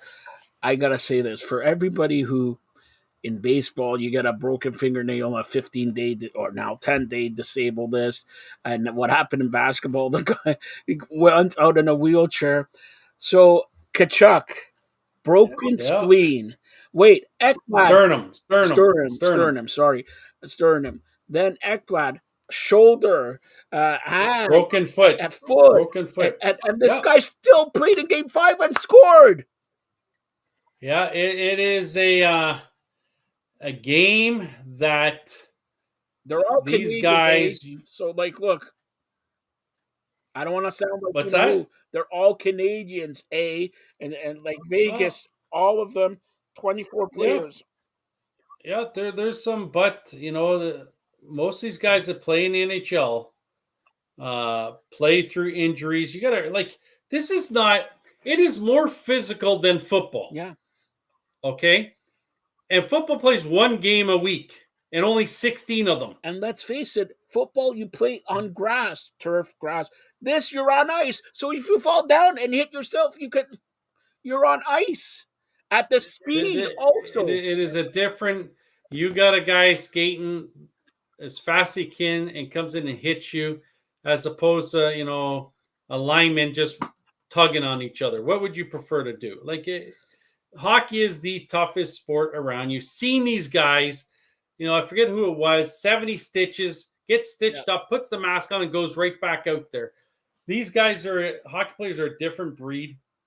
And, I'd love to just say it's Canadian guys, but there is some Europeans and other guys around the world that play through some injuries. Take example from the Canadian guys. But Marty, I got to say this. Okay. Soccer, they're tough too, man. Soccer, never mind. All right, they take the shot. The grass trips them, and they're getting carried off on a stretcher for 10 seconds, and then they come back like nothing happened. No, but you're right, Joe. Hockey players are just a different. If we saw the list at the end of every playoffs of every single team and what the injuries were, people would be like, "How the heck did they even play?" It's unbelievable. And you look at these guys and you see them off the ice and it's and they're not big. They're not but they got their full teeth. Yeah. But then when they go to play, they got their full teeth when they're not. But then they take them out to go and play because they've been knocked out from a stick, a puck. When these guys go, Joe. These guys get in front of 95, 100-mile-an-hour slap shots. All right, not carrying there's a big space in their stomach area. Their shoulder area, their neck, their head. their legs, there's openings, and these guys don't care. I remember a quick story here, and then we'll conclude it. I remember, I don't know, maybe when I first started out, 97, 98, something like that, interviewing Todd Gill.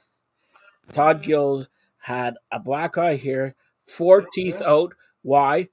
He blocked a shot from Al McInnes with his teeth. Yeah, so, and now McInnes, I don't have to tell you, probably one of the hardest shots in NHL history. Yeah. Unbelievable. They're just a different they're a different breed. Hockey players are now. Can I ask you this? Do you picture Tkachuk? Okay, Backblad. Okay, could you ever picture Austin Matthews doing that? I think Austin Matthews played through some injuries. I do. Yeah, but not I really like that. Do. No, but he's a different guy, right? Like there's no question. All these guys play through injuries. Yeah, some of them can't play through, broken foots or cracks or anything like that. But, for the most part, most of these guys, if not all of them, play through injuries every single game of the year. And it might happen in the first game of the season where he blocks a shot and then that's it for the rest of the year. Yeah. Like these guys, I'll give it to them, man. Like if they're not playing, it is a serious injury, like a surgery type of injury. And we saw, Maurice said that some of these guys might not even be ready to start next year. Yeah. Next season. So I'm telling you, Joe, and hockey players are pretty down to earth guys too. They'll talk to anyone. Yep. They'll sit down, they'll have a beer with you. But they probably can't close their hand on their beer because there's so much injuries that they've had. It's a game that, and I know the Americans won't like it, but there's no game like it. There isn't. It's tougher than football. So I'm gonna close Fired Up Live with breaking news that only I have here. You heard it. I broke it with Digit earlier on in the show. A little birdie have told me that next year's draft, 2024's draft, will happen in Vegas. Of course, Vegas is taking on Seattle in the Winter Classic, and the NHL is thrilled about that because the reigning defending Stanley Cup champions in Seattle, the Outdoor Classic. Okay, now that's number one, the draft 2024 in Vegas. Nobody else has reported that, I think. Now, I have talked to a couple guys here regarding the Maple Leafs, and we're going to celebrate like it's 1999, Marty, because Justin Hall is not coming back to the Maple Leafs. Kerfoot is not coming back to the Maple Leafs. Michael Bunting, even though people want him, I have heard he's priced himself out of being back here, Joe. Like as much as he's a nice piece. He is. He's a guy that, he's not going to drop the mitts, but he'll go in there and he'll score you some goals. Yeah. Yes, he made a mistake, in the playoffs, got the suspension. But you know what? He would be nice to have back. They can't afford him, though, I don't think, for what he's going to want. All right. And I have heard from another little birdie, actually a different birdie, Nylander wants $8.8 million for 8 years. All right. I have also heard that July 1st, they're going to target Lucic to come, and Treliving's from Calgary and everything like that. Yeah. So those are, those are pretty good sources that I've been hearing this from.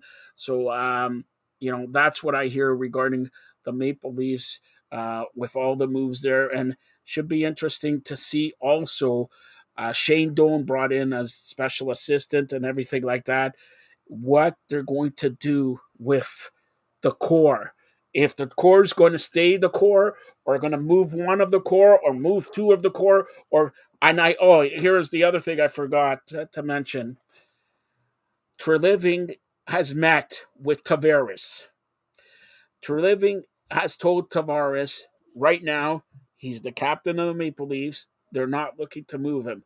If something comes along, will he be willing, because he has a no trade clause and all that, to move? And Tavares says, he said he doesn't want to move, but if the situation arrives, if it's better for the club, that's what you want to hear from your captain. because for years the Muskoka Five, let's call it, the Core Four, and all that.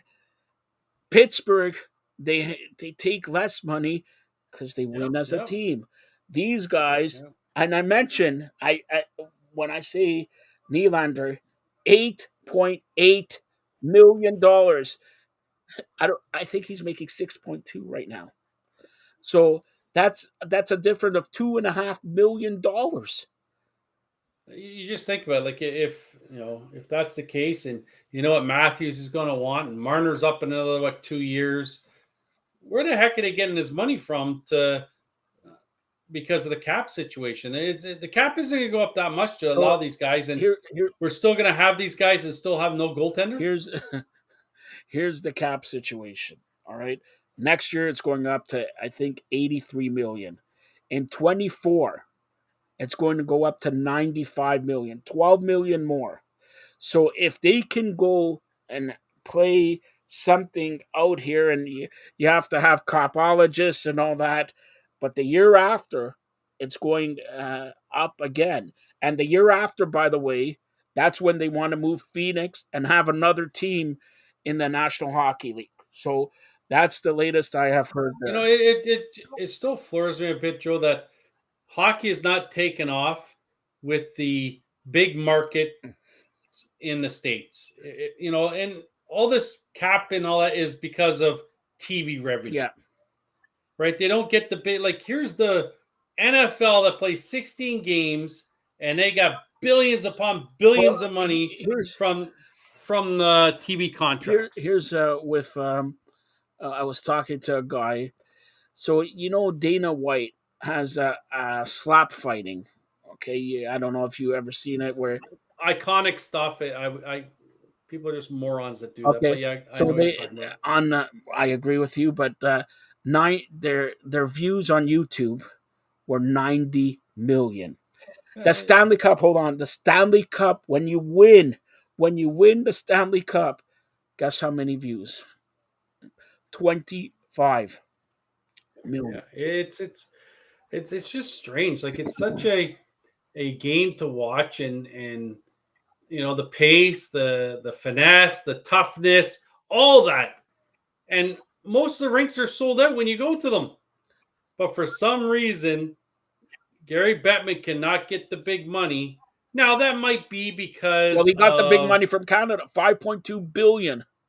Yeah, but that's, we love hockey in Canada. Now, I know why football has it, because it's pretty much a dedicated day for them on Sundays, and that's why. But you have all these teams all have their regional contracts, and then they have their national contracts. They should be able to. Well, look at just, and I know you don't like this sport, MLS. They signed a contract with Apple TV for billions of dollars, and they took the regional, and you got TSN that shows some games from Toronto, some games Montreal, some games Vancouver, but used to show every TFC game, every Montreal's Impact. No, they're going to call them Impact again, but CF Montreal game, Vancouver game, and all that. But now everything is run by Apple TV, and they made billions for it. Why you think they could sign Messi? So there's another thing, that if soccer, which you're a typical Canadian guy, if soccer gets the money, and I'm going to say hockey, are dying to get what soccer's getting. It's like, when you look at what they get for a season, what the elite players in NHL get compared to the elite players in every other sports, they're well underpaid. Yeah. As much as it's, to me, athletes get paid an awful lot, but when you compare them to the other major sports, look at soccer. They're These underpaid. Guys, Messi signed. He turned down $105 billion. It's interesting. Like, obviously, if there's no cap in NHL, there would be higher salaries. That's obvious, because teams like, the Rangers and the Leafs would just blow everyone out of the water with spending their money. But look, LeBron James, the best player in basketball, makes $35 million. The best player in hockey makes $14 million. Yeah, it's definitely a big difference in the two of them. But again, NBA really doesn't have a salary cap. They have a penalty, but they have all these rules to get around the Larry Bird rule, all these rules. Whereas NHL, I was thinking about this the other day, and this is mostly for, I guess, cap leagues. Could they? You got the NHL that has a cap, all right, and you got states that don't have a tax in that state. Players that come to Canada pay a higher tax and different money and all that stuff. Could there be a way of adjusting the cap depending on, let's say a player, if you were to sign in Florida, if he signs for $10 million but doesn't pay any tax there, could you adjust that You to can be adjust it, but you're going again because every state is different. In Canada, then you got to say the Canadian dollar current to American. That's what I mean. So, is there any way that they could do this to make it so it's more even for the team? Yes, the salary cap is there, but a team like Florida, which has no state tax, can offer a guy $10 million. It's a legit $10 million. Whereas you come to Toronto, $10 million, well, that's more like $5 million. Yeah. So is there any way that the NHL can adjust it where it's more of even terms for again these teams? I assume they can adjust it, but Bettman, if it goes to American or Canadian team, where is he going to go? Well, yes, but it's still in the American teams, even for that matter. There's teams that have higher. Florida and Texas don't pay tax. Yeah, so you got so there's a couple states there that are ahead of other states in there. So is there a way of making it more even? So a guy doesn't say, yeah, I want to sign with Florida because A, it's obviously it's nice to live there, but B, my money is actually my money. Yeah. I don't know.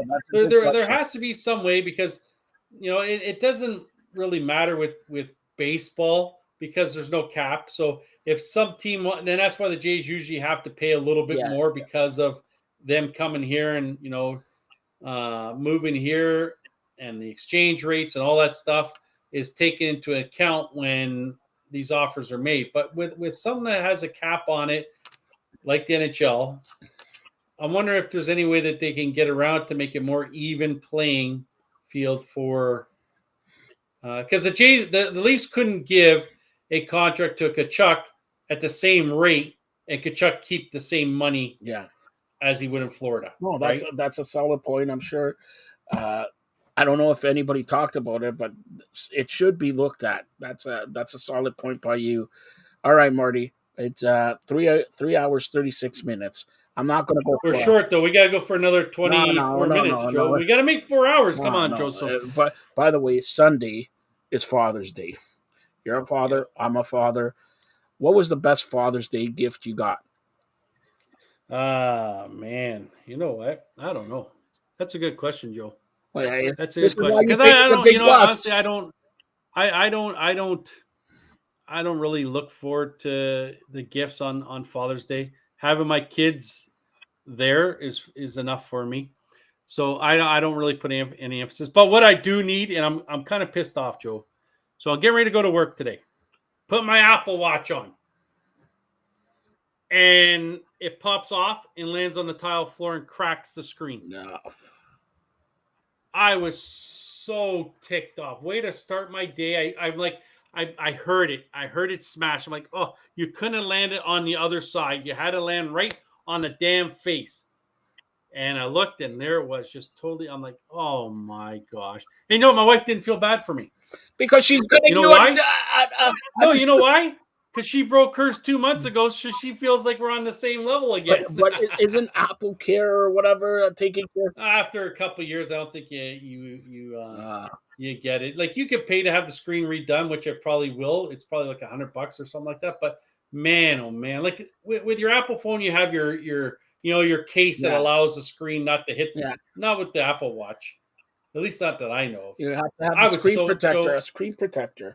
Yeah, but that's still that wouldn't have stopped it from smashing on tile. It might stop me from scratching it, Oh, Joe, I was so mad. Just before I'm walking out the door, too, So I was like, let "Are me you tell you kidding this. me?" Let me tell you this, Marty. I'll take care of it. Listen, who's your manager for East York Bulldogs? Billy G, Yes. the Greek. All right, Billy G. You know, you opened your wallet and you spent $26 on an Arby's and all that, but Marty Roberts is asking you to open your wallet and spend $666 and get him a new Apple Watch. Billy G. Hopefully will. I felt bad, Joe, when I was gonna get an Apple turnover too, and I saw his eyes when it said $26 came up. Like, nah, maybe I won't get the Apple turnover. All right. So again, on behalf of myself, And hey, before you go, I want to say good luck to Taylor. She starts, I think, your competition in Colorado tomorrow. She weighs in tomorrow, I think, and right after that, she's gonna put on 13 or 14 pounds. Yeah, from she's going to go eating to everything Arby's. that she sees. She's trying to find an Arby's. But good luck to Taylor Woods in her, I guess, 64 Weight class, category in Colorado. Good luck to Taylor, and also congratulations to Digit Murphy. She's getting an award. She's flying all the way to San Fran to get the award on Saturday. So those are two very valued members of the Fired Up Network crew. Also, I want to say Happy Father's Day to my father and all the fathers out there.